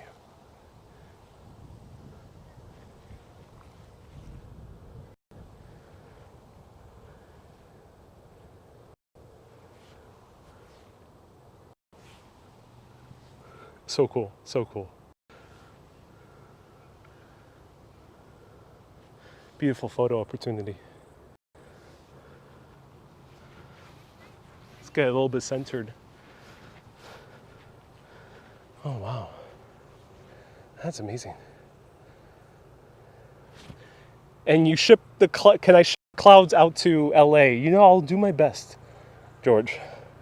I might have a few connections with weather airplanes from the military, so stay tuned, stay tuned.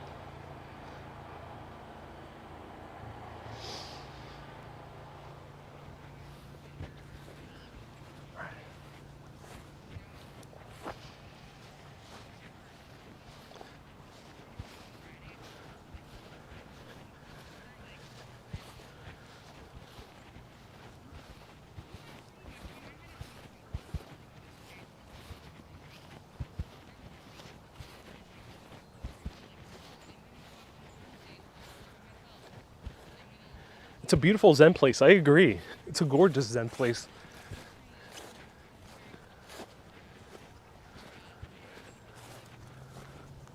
Let's see these pile of rocks.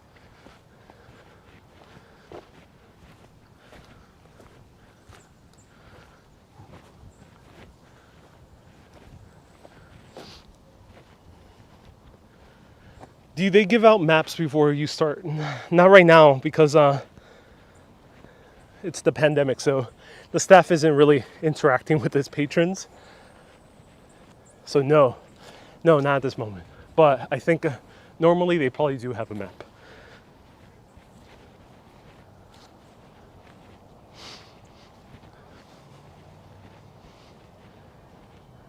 Here's a pile of rocks, but it's not your normal pile of rocks. For this is a Noguchi artwork as we turn around. Now, I've mentioned Noguchi before in a live video I did of New York City public parks. He's a very important guy. He's a Japanese American artist.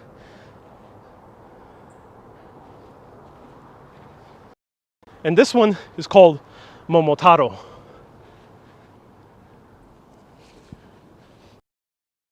Now, Noguchi, famous Japanese American artist. He's very famous for making a very popular table that appears basically in most films. Whenever a film depicts a high-end executive or a doctor or anyone, there's this table right here, the Noguchi table. Noguchi was also popular for making a very radical playground idea that looked like kind of like an alien landscape. And that's the live video I did about a little bit more than a year ago. That playground idea is only being enacted right now in playgrounds in many areas around the US. But when he brought the idea of this very avant-garde playground to Robert Moses, who was the master builder of New York City at the time, he ended up flipping out and saying, just like, apparently, according to Noguchi, he flipped the model and said, "Take this garbage away from me." he didn't like the playground idea. So he never built his playground. Noguchi also, unfortunately, was a famous artist during World War II. As many of you know, World War II wasn't a good time to be a Japanese American. And he thought he was a very patriotic man. He was a first generation Japanese American, so he wasn't really born in Japan as far as I know. I think he was born here. At least he lived most of his life here.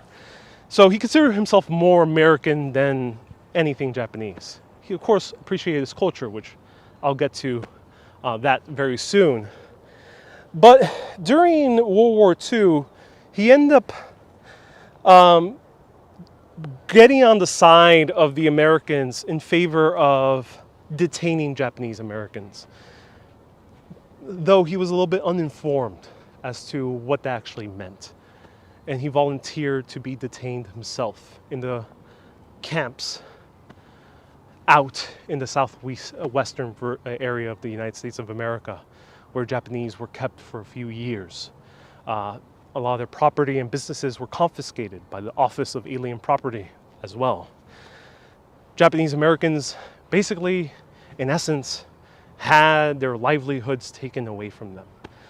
Noguchi ended up finding the harsh reality after he helped design elements of the camps. I wouldn't call them concentration camps, but they're camps. He ended up designing parts of the camps and volunteering to go to the camp. And as he went to the camp, he found out that he couldn't leave. He found out that his own property was also under threat of confiscation. And he ended up spending way longer in the camps than he intended to. So Noguchi got a taste of an America that he loved, but an America that didn't love him back. Nonetheless, beyond that sad story, I think it's very important to mention because it, I think, highlights Noguchi's artistic taste. He really goes beyond what people expect. This is Momotaro, and Noguchi made a homage to an old Japanese folk legend about an old couple, elderly, maybe 80 years old, who always had bad luck when it came to having children. They couldn't conceive. And one day they're going across the Japanese landscape and they come across a massive peach.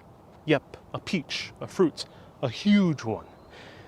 And the older woman goes, hey, to her husband, let's go to the peach, let's check it out. And they find out that the peach is open. And in the middle of the peach, instead of a pit, the seed, there is a little boy.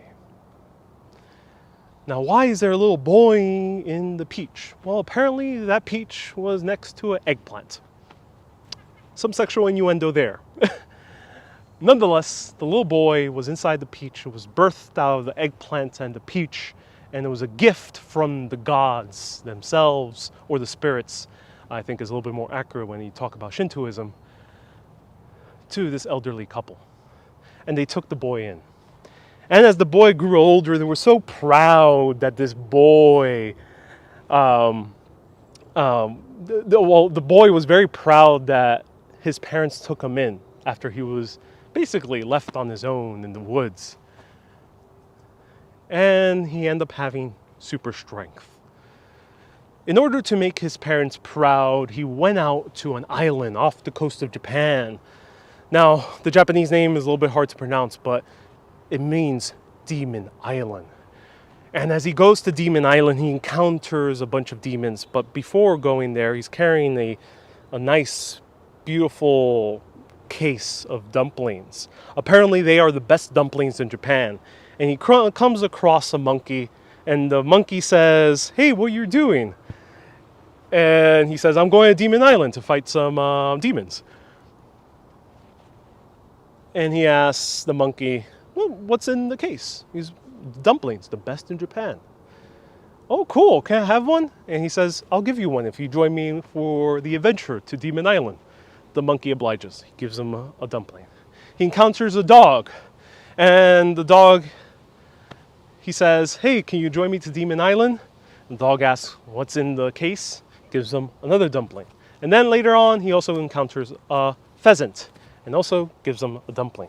And accompanied by the monkey, the dog, and the pheasant, he goes across the water to Demon Island, encounters all these demons, but faces the biggest demon and defeats him. The demon asks for mercy, and he gives him mercy. He comes back to his hometown a hero. So that is the legend of Momotaro. But the legend of Momotaro is important for Japanese history. And I don't know too much about the reasons why Noguchi built this, but maybe he was aware that during World War II, the legend of Momotaro was used for Japanese propaganda. Momotaro was a hero. He went across to an island he knew nothing about to defeat the demons. Well, to the Japanese, that reflected the Japanese leaving their homeland to islands all around the Pacific to defeat the Americans and also the Chinese. This sculpture is a representation of Momotaro in the peach. Now, before this was able to walk around and you could jump in it, and Noguchi built it so it encouraged his people to sit down in the pit of the peach. But unfortunately, it's closed off, which is a shame.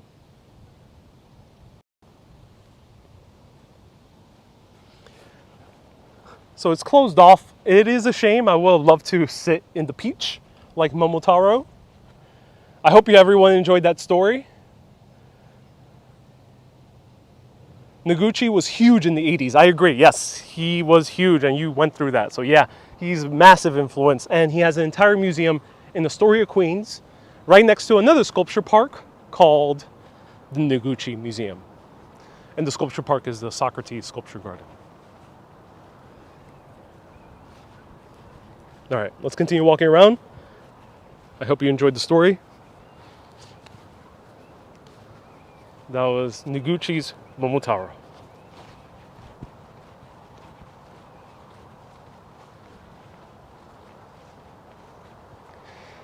The same thing happened in Canada. Oh, Canada also detained Japanese Americans. Oh, I did not know that. I think, as far as I know, the American also detained a few Chinese Americans because they mistaken them for Japanese. My favorite artwork at Rockefeller Center is by Noguchi. Oh, which one is it? Oh, I wonder which one you're talking about. If you have a link or a photo, please post it. Let us know.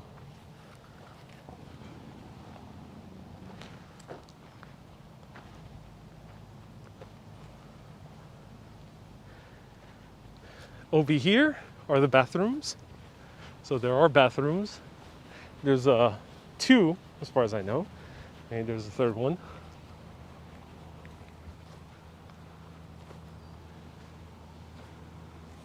You'd hear stories of regular people going to Noguchi's studio. Oh, George, interesting. So Noguchi was very open about his art. Well, that's good to know. With a few minor glitches, your signal has been great. Oh, I'm glad we've had good signal. Title is news. Thank you for linking, Donald. I appreciate that.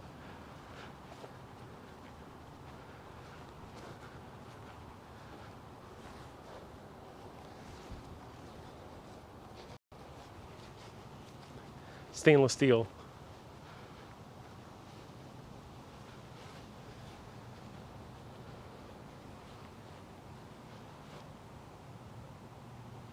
Wow, looks great with the backdrop.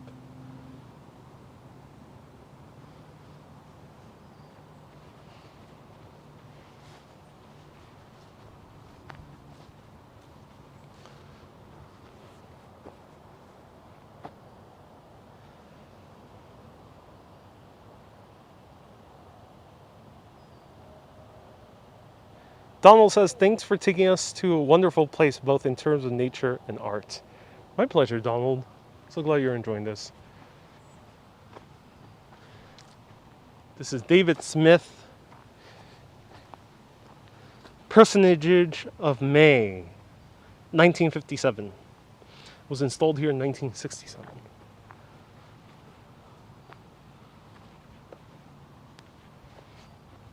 And this is where the Hudson River School was supposed to be, or the museum for the Hudson River School.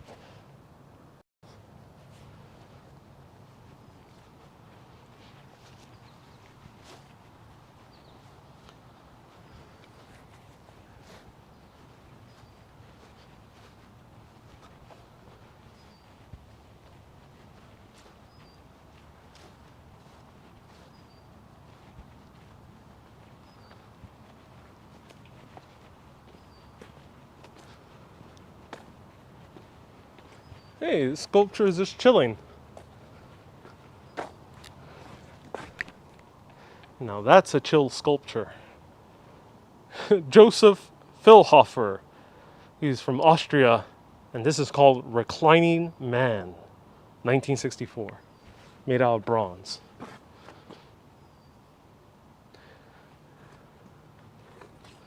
That's me after live videos. Whenever I finish a live video, that's me in the park. Also, benefit of wearing a mask is that you can get a tan, just half of your face. You don't need to get the full tan.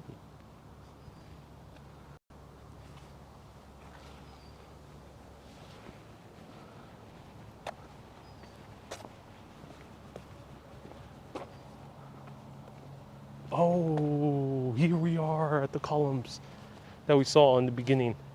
Jackie calls this a sculpture. Let's check these both out. The mountain range in the background is the Schunemunk Mountains. I might be mispronouncing that, but thank you for letting us know, Jane. The Schunemunk Mountains. I think those are a little bit more than 1,300 feet tall, around there.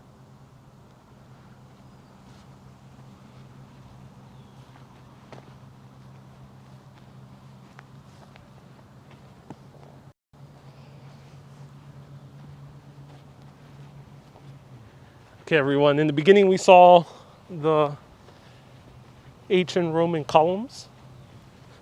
We'll be walking, let's walk there right now.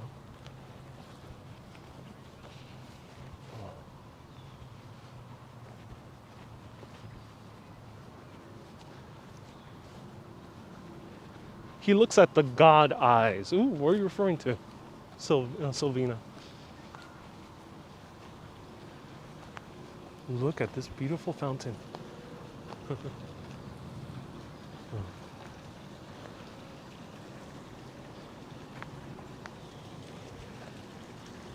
Gorgeous.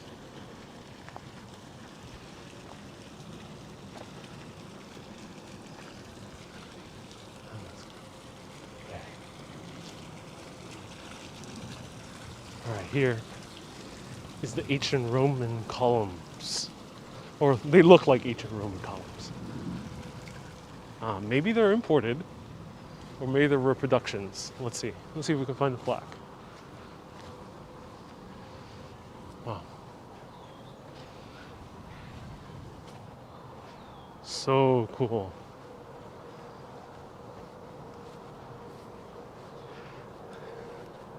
So that's where we began earlier. Wow.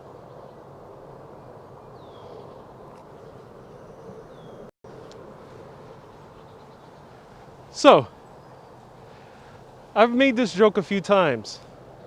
Ancient Roman columns. Now, let me take off my mask, I'm pretty far away from people. Ancient Roman columns. I've made this joke a few times this broadcast. And the reason I make this joke is because there is a conspiracy theory. I'm not sure, I wouldn't call it a conspiracy theory. There's just a theory that ancient Romans actually landed in America before the Vikings landed in Greenland and then modern day Nova Scotia.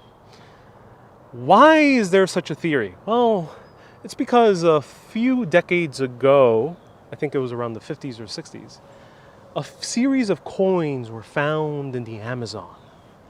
The strange thing is, these coins weren't coins from Brazil or from any other nearby Latin American country. These coins were ancient Roman coins, real ones. How did they end up in Brazil?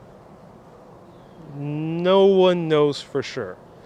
Are these Ionic columns? Yes, as far as I know, they are Ionic. Because it's only one. So yeah, I think they're Ionic. Corinthian would be a little bit more. I think. Please correct me if I'm wrong. They found ancient Roman coins in the middle of the Amazon. They had no idea how it got there. Things got even weirder later on. I think it was about 10 years afterwards. There was an archaeologist digging also again in the Amazon. And he found some ancient pottery. The thing is, this pottery wasn't the same pottery found anywhere else in the Amazon. This pottery looked like the oil canisters from ancient Rome. Another weird thing. So this archaeologist did a little bit more digging. And pardon me if I forgot the details. I'm telling this story off the top of my head because looking at this kind of reminds me of it.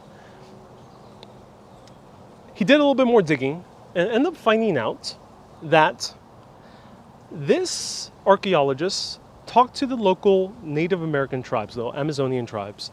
And there was one tribe in particular that had this old legend passed down generation after generation that said, many hundred years before the Spanish ever arrived to Brazil, there were these men with big noses, short hair, and beards that came from across the water. They brought in these strange looking pots with this strange looking oil inside these pots. Were they referring to ancient Romans? Or is this the mere legend? Is this some type of fantasy invented by either the tribe or by the archaeologist himself? And were these pots and coins either floated down by the Atlantic due to some shipwreck of the Romans and somehow floated onto Brazil? Or maybe the ship itself went completely off course and these ancient Romans somehow survived and landed in Brazil? Who knows? But that's a quick little story that reminds me of these columns. Yes, they're Ionic columns. Thank you for clarifying. Yes, we're near the entrance. And because we're near the entrance, I'm going to put on my mask again. I got to take a cool photo over here.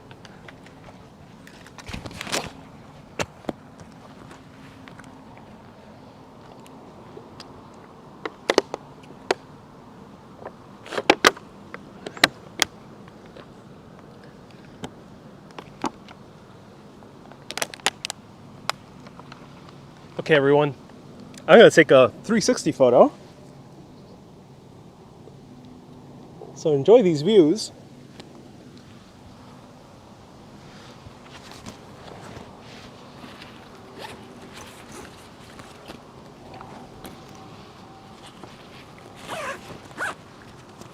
I got my camera ready. Got my 360 camera ready.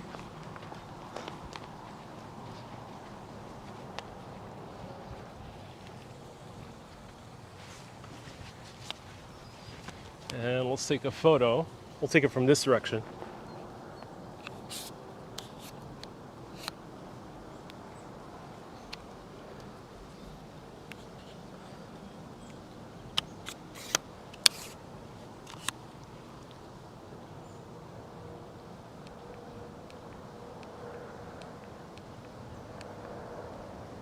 There we go. All right. So we're taking a 360 photo, first from this direction. Everyone smile.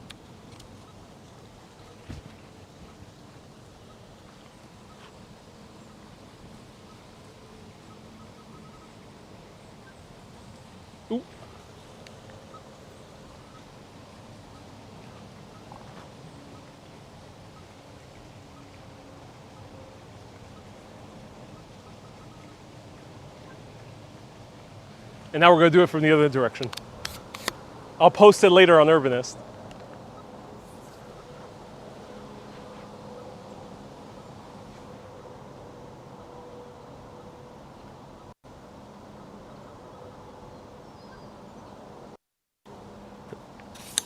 All right, that was fun.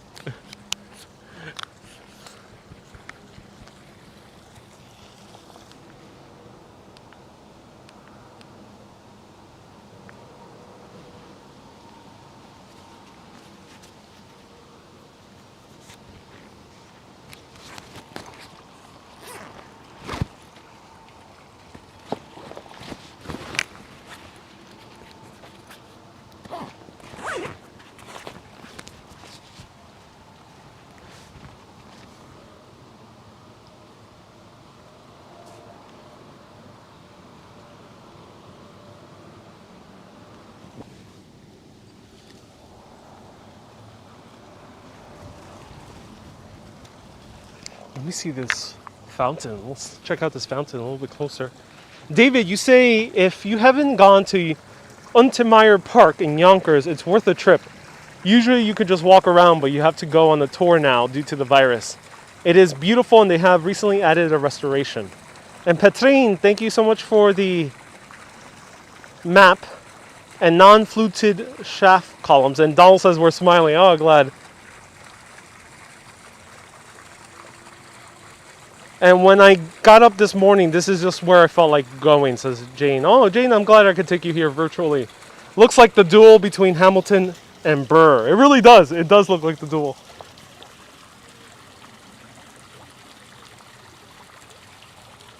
Wow, so strange. Here, un Buenos Aires, instead of smile, say whiskey. Oh, Silvina, en Buenos Aires se dice whiskey. Qué bien. Y usted está mirando en español, puede preguntarme cualquier cosa en español.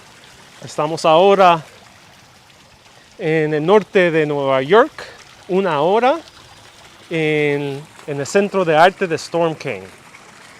We're an hour away from New York and Storm King. This is a lovely, relaxing walk. I need to rest now. It was a long way.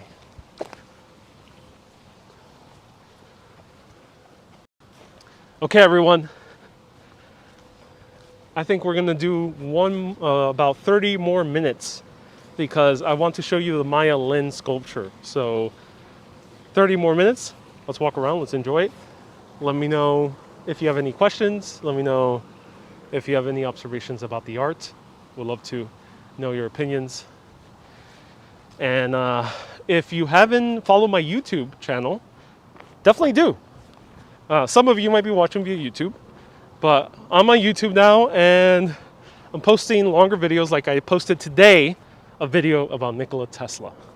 Check it out, Nikola Tesla's New York. And let's check out these gorgeous views. You know, I walk fast, yes, because we covered a huge portion of the park. Huge portion. Almost like 1,000 acres, I think. We went fast. Here's the elevators, but check this out. Oh, wow. That looks cool.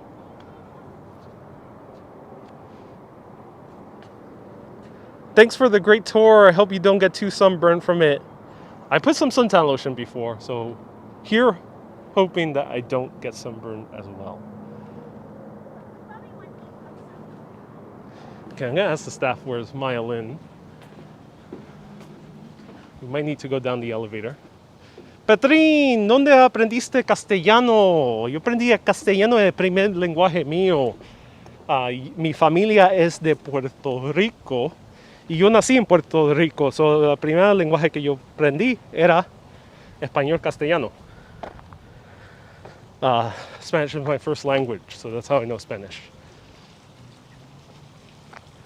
Haces un excelente trabajo. Gracias, Petrín. Lo aprecio. Lo agradezco. Gracias.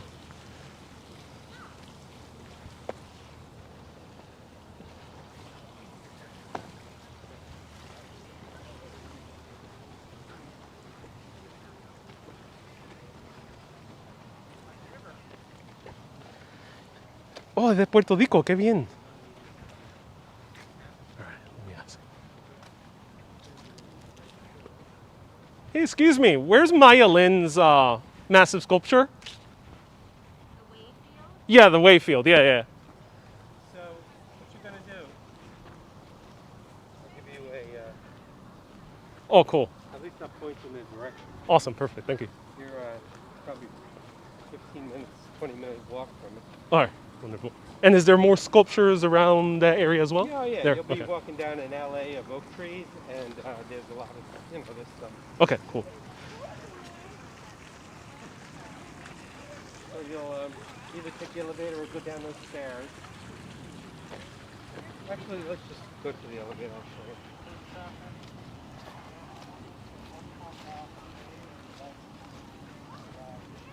And then there's also, sorry to interrupt. That's all right. Go ahead. There's also like a bench, there's also a sculpture. Where's that one? You're talking about It's the, like bluish and white. Look, is it South Park or not? There's a thing called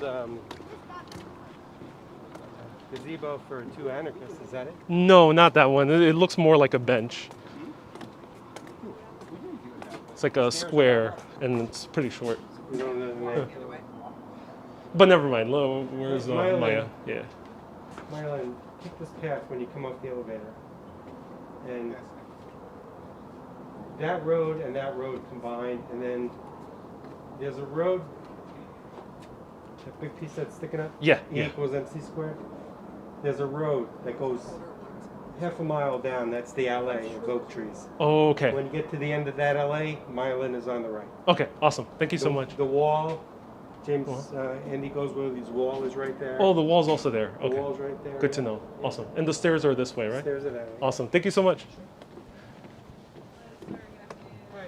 Okay. I'm gonna take the stairs because elevators are not good for signal generally, and it's not a good time to go to enclosed spaces at this moment. The park is beautiful. I'm glad you're enjoying the park. I would like to visit this place, I hope, next year. Tesla video is great, and the walkout in the open air museum is totally wonderful and fun. I jumped and smiled for the photo. Oh, I'm glad you did, Sarah.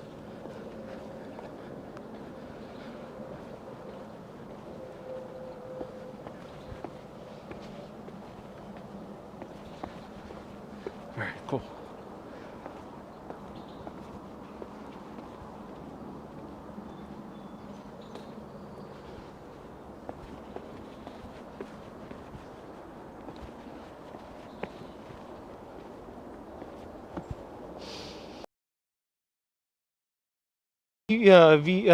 Vivo en Filadelfia y cuando pase la pandemia sería un proyecto fabuloso hacer tu trabajo aquí. Filadelfia tiene mucho que ofrecer desde este aspecto histórico y artístico. Petrin says that Philadelphia has a whole lot of things to do, a whole lot of things to see and do in Philadelphia, and then he would love me to do videos. Petrin, yo hice Filadelfia casi 2 años y me encantó. Yo trabajé con la Junta de Turismo ahí y exploré la área histórica y también la área donde había mucha comida in Fishtown. So I have explored Philadelphia before 2 years ago, and I loved it. There was a lot of great food and a lot of great history. Y a mí encantaría ir otra vez, porque yo creo que hay más cosas para ver. I think there'll be awesome things to see and do. George, you say Tesla's your idol. Can't wait to see it. Awesome. I think he said to take these paths, so let's go this way. There's a lot more stuff here, but we saw that from the distance before. Let's check out this UFO barn. It's the Storm King Field Station. Oh, it's not a sculpture. it's an actual building.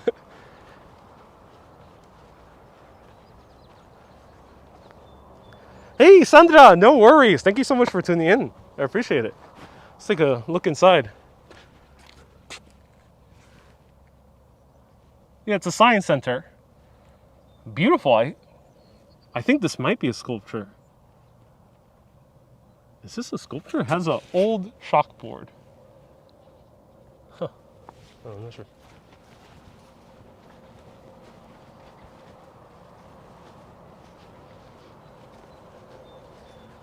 And IR, there's a lot of cool places in New York, I agree.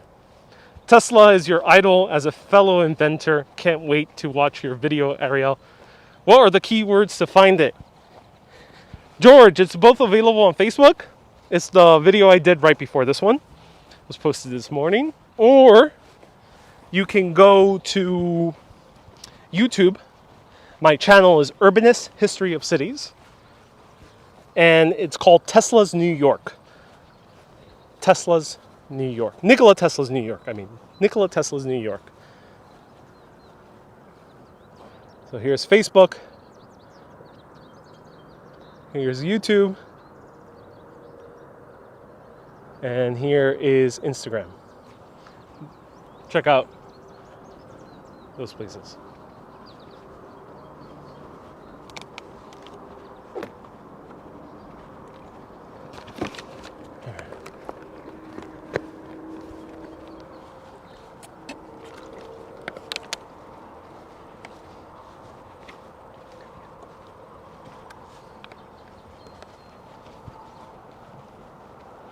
Oh wow, we gotta go pretty far for this one.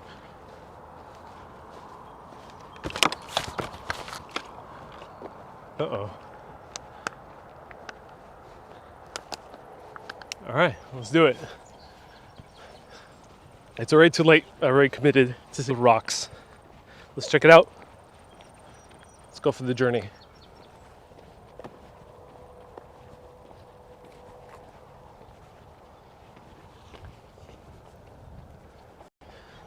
We're back where we started. There's a parking lot right over here. And now we're walking to Maya Lin's sculpture.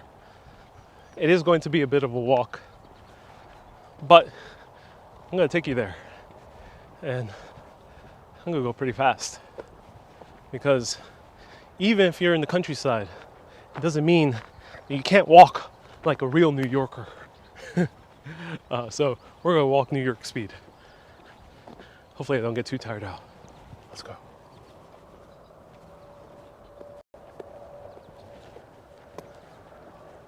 What is different what you have on YouTube? No, it's the same, George. So great question. It's the same thing on YouTube, especially now with live videos. It is literally the same.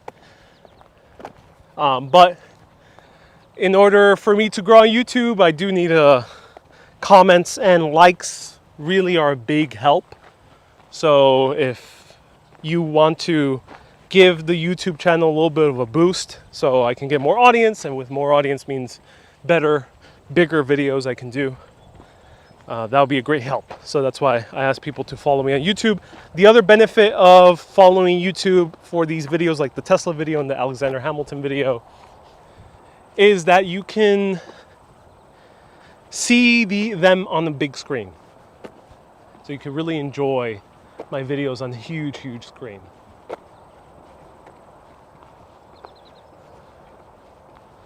You need 10,000 viewers. Gladys, yes, I only have 6,000 right now, close to 7,000. So hopefully I can get to 10,000, then 100,000, then 1 million at some point soon. And then who knows what's gonna happen beyond that. So I'm not too far from the National Air Base. That was the cargo army plane we saw earlier.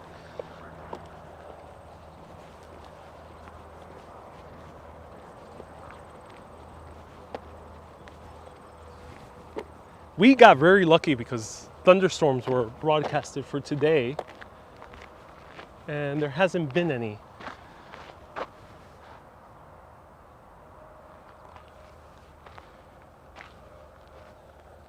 Okay, so I think it's this way. Let's go this way. I earlier went this way, but I made a detour because then I went later this way. So I think it might be this way. Let's see. See if we can get there. Referred my friend Ken Phillips, who also enjoys your tours. Oh, I'm so glad, Susie. Thank you so much for spreading the word. I'll watch your YouTube channel on the big screen then. Oh, awesome, IR. I'm glad. All my 2 live videos per week are going to be on YouTube as well now. And maybe I'm going to do an experiment because I think I can also live stream to Twitch and Periscope at the same time. Oh, I love how live streaming has gotten way better. So we're walking the same path I walked before. And it's quite beautiful.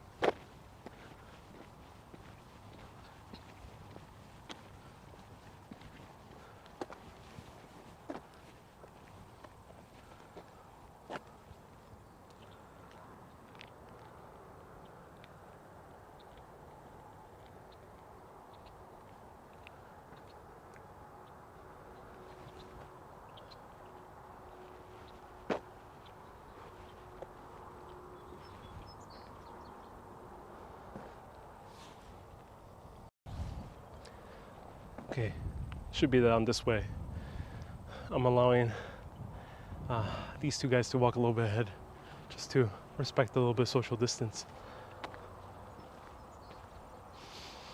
Wow.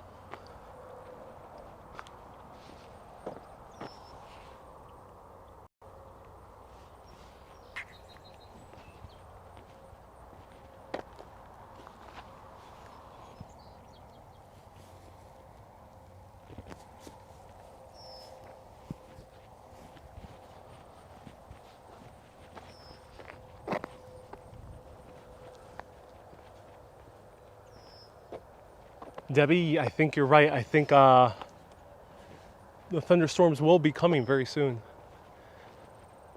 It looks like we're about, I wouldn't say more than 30 minutes. I think I'm okay in 30 minutes. I left my umbrella in the car, but I think I'll be okay. Crossing fingers.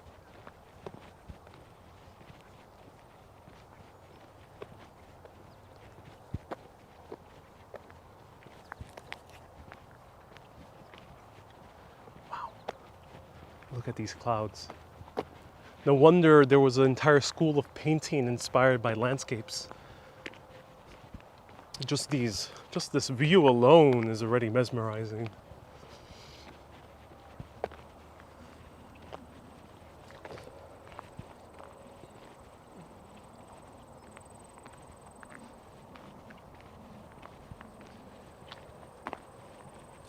So Maya Lin's sculpture is called Wave Field, and it's on 4 acres of land. Yeah.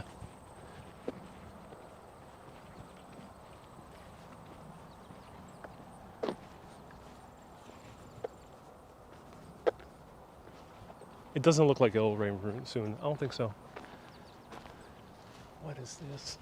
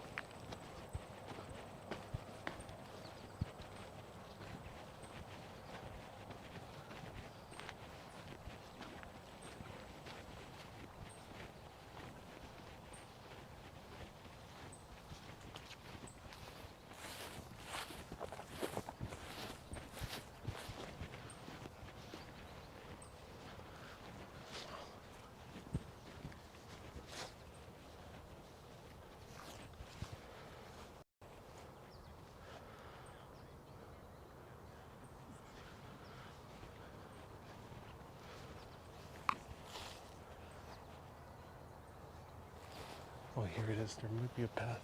Okay. Oh.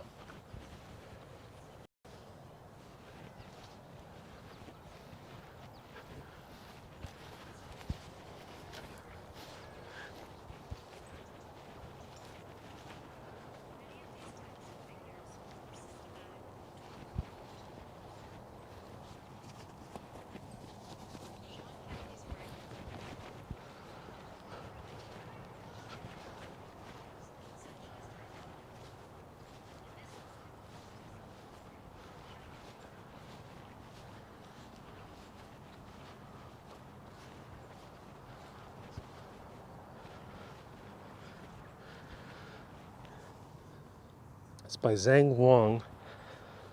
It's called Three-Legged Buddha.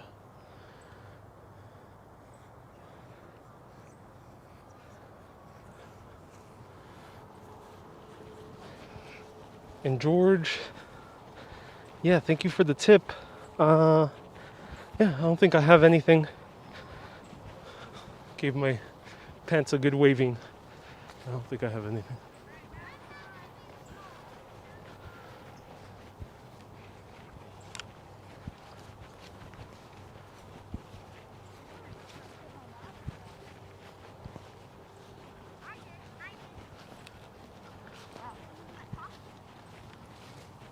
Okay.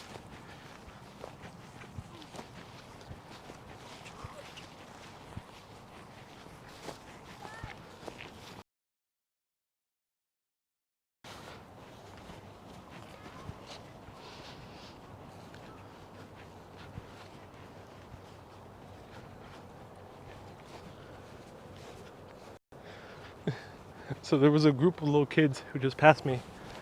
I think I'm okay without the mask. And I didn't want to point the camera at them, but one of the little kids didn't realize that I was about to walk right by him. This path is pretty short. I don't want to walk in the middle of the grasses. And suddenly he went, he covered his mouth, held his breath as he walked across me. Even I had my mask on. Even though I had my mask on, he held his breath.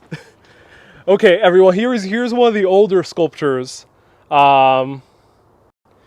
is one of the first ones installed, and it's this kind of wavy wall that runs through a good this section of the park. That's the type of sculpture that will give me nightmares. I agree. That three-legged Buddha is a bit frightening. I agree. It reminds me of a film that I prefer not to be reminded of, called Hellraiser.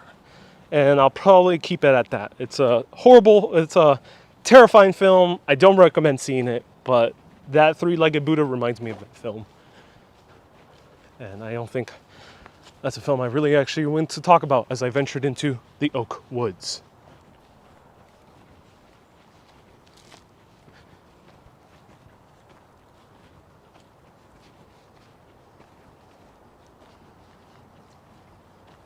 So this is by Andy Goldsworthy, and it's called 5 Men, 17 Days, 15 Boulders. All right, let's go inside. The oak tree path, hopefully it's not too long. I just want to see some waves. You know, the problem with art is that you might be very excited to see it, and it might be horribly disappointing. And that's the risk you take. So, you know, I haven't seen this in person. I don't know if it's worth this kind of zigzagging through. But if it is, then success. If it isn't, then the journey is what matters. Tom Jefferson first designed the S-wall for the University of Virginia.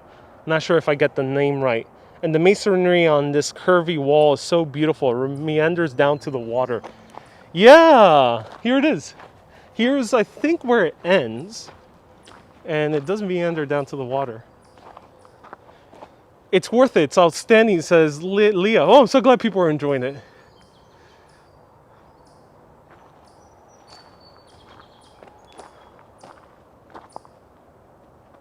Now, Maya Lin's thing might be through this oak forest, maybe? Maybe? Let's see.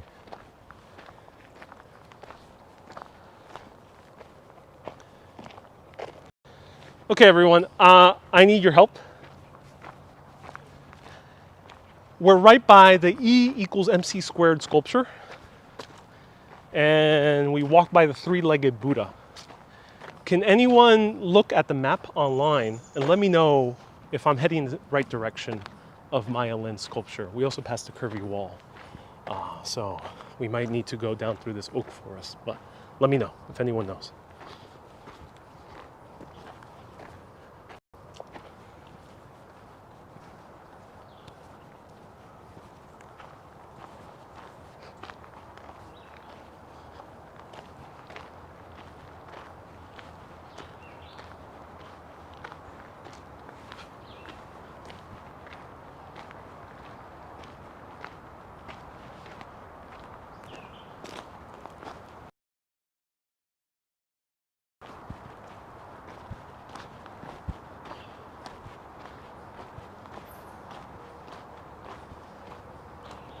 Hello, Derek.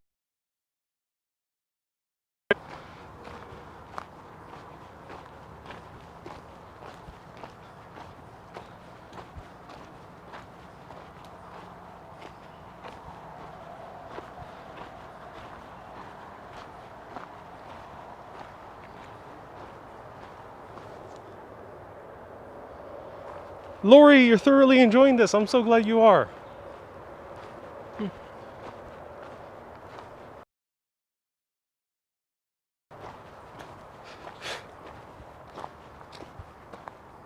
All right.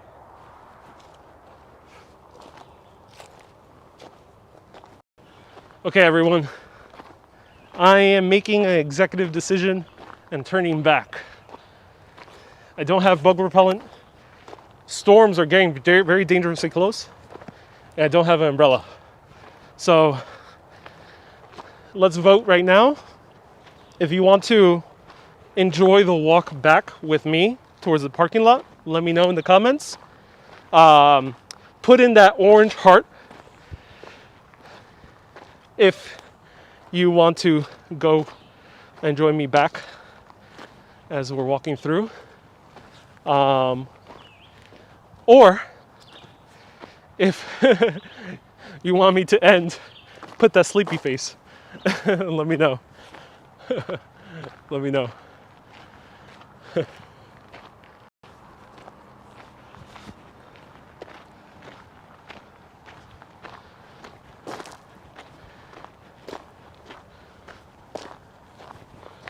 Donald, thank you so much for the info on the three-legged Buddha.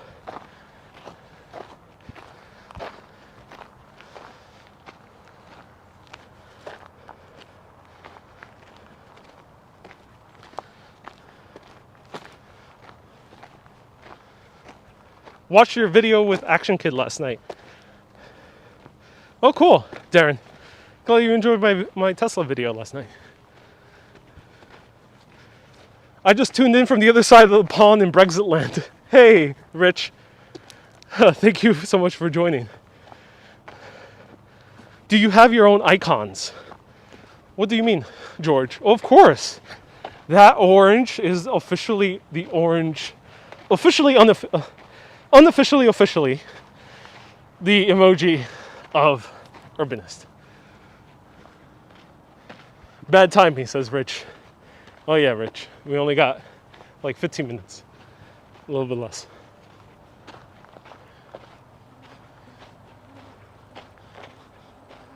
I'm gonna sleep well tonight. I am gonna sleep well tonight.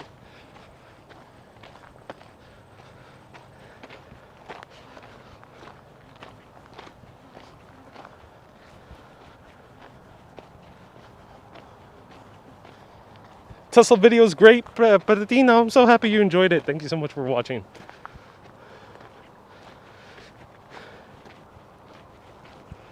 Leah, I'm glad the field of waves is good.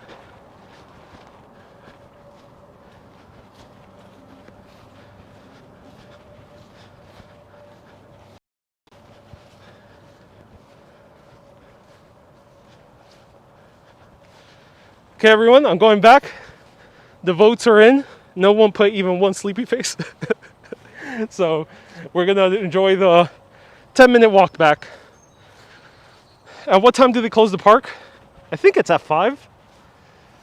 I think, yeah. Oh, the statue is nice, but also disturbing. All right, let's go back. Oh, Rich, I'm so glad you also loved the Tesla video. Thank you so much for tuning in from YouTube.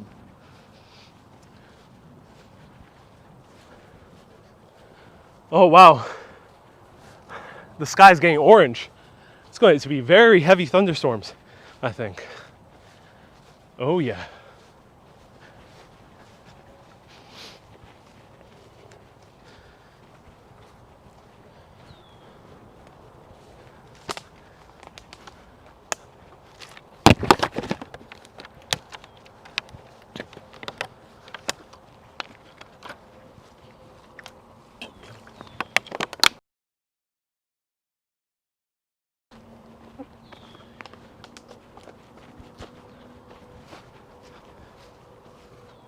You know what, it's gonna be a kick-ass sunset if the thunderstorms don't last all the way until nighttime. Look at already the sky, it's already becoming kind of orangish. Myelin is further. Yeah, I'm canceling Myelin. Myelin, I love you. I don't know you, but I love her work out there back in New York City. She designed the sculptures in Penn Station, and she also designed the building of the Museum of Chinese in America. 2 great places. But no bug repellent. And I'm gonna venture through those oak forests. So I'm gonna go back. I hope everyone enjoyed this. Thank you so much for tuning in. If you have any last remaining questions, feel free to ask. Let's go right down there.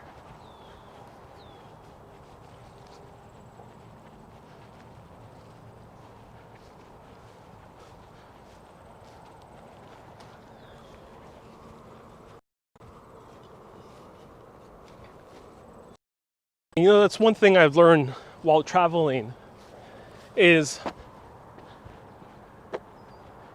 you don't always need to do the things, you don't always need to follow through everything you say. And I think it's always good to kind of go that extra mile, go a little bit out of your comfort zone. But if you don't want to go any further, don't beat yourself up for not doing it. And I think that's very important to remind yourselves, because I've encountered this while traveling, or whenever I do any type of exploring.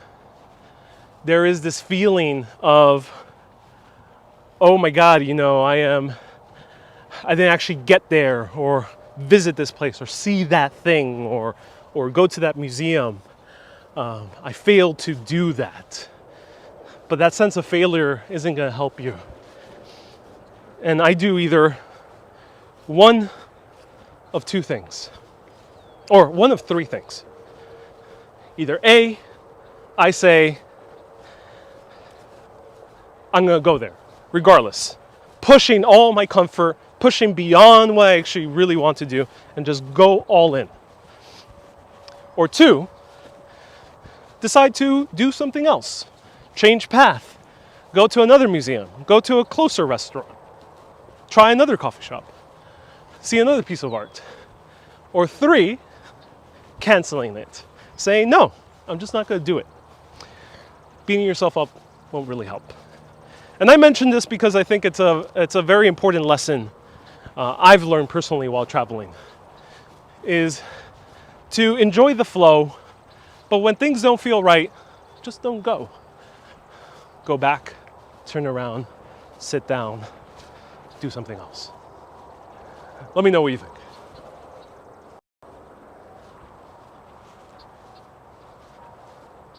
I agree with you not beating yourself up for not seeing all the tourist attractions. Exactly, Donald. And I say this not just because, you know, I kind of wanted to see Maya Lin's sculpture. It's not really the reason I say this. I say this because I think it's a broader thing that I've noticed on my own travels and I've noticed other people while they're also traveling. Is that kind of sense you guilt yourself that you have to see everything. But you don't. You don't have to see everything. Sometimes whatever you end up seeing is exactly what you needed to see.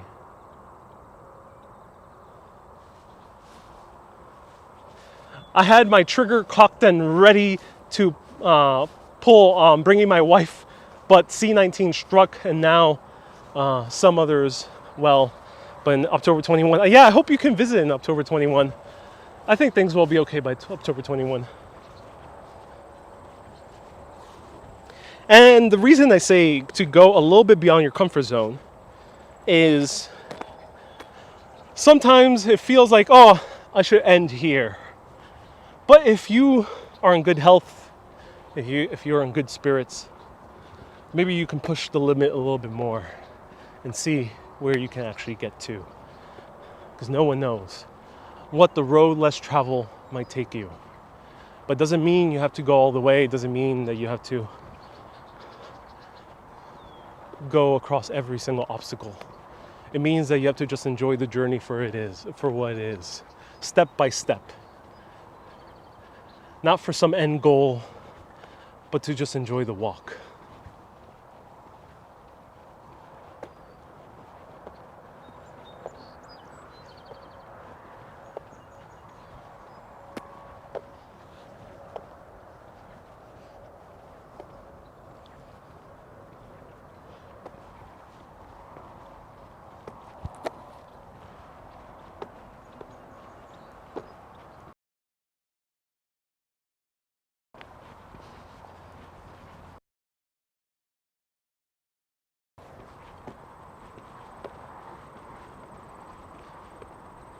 West Point is near. Yeah, I would love to go to West Point. There's a lot of cool stuff around here in upstate New York. You know, New York, I have even been personally underrating it. I didn't know that there was that much stuff in New York City. 6,860. Yes, that's how many subscribers I have on YouTube.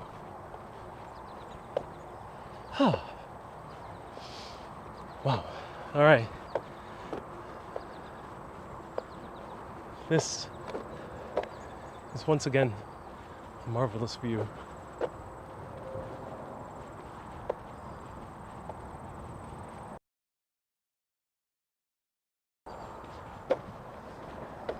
Stay tuned. I might go back. I might pay a visit to Woodbury if the weather cooperates. And that will be on Facebook only. Every Wednesday and Saturday at 1 p.m. I go live on Facebook and YouTube. And for any other extra lives, it's all only on Facebook. Also follow my Instagram at UrbanistLive, and you'll see many videos there. I explore places, I also explore other cities around the world, and hopefully once the pandemic is over, you'll be seeing me back in Europe, Britain, Ireland, Scotland, maybe Turkey, maybe Germany, many other places. And as with most journeys in life, one always gets back to where they started. Some people start their lives kicking and screaming, and they end it kicking and screaming. Some start their lives in peaceful harmony and end in peaceful harmony. I hear the thunder in the distance. The rain is about to arrive. And I really appreciate everyone tuning in. One more time, enjoy the views with my good goose friend named Tom. He's right over there in the middle. Check out my Tesla video. And everyone, keep being awesome. And always keep on exploring. See you Saturday at 1 p.m. Have a great day, everyone. Bye-bye. Bye, Tom.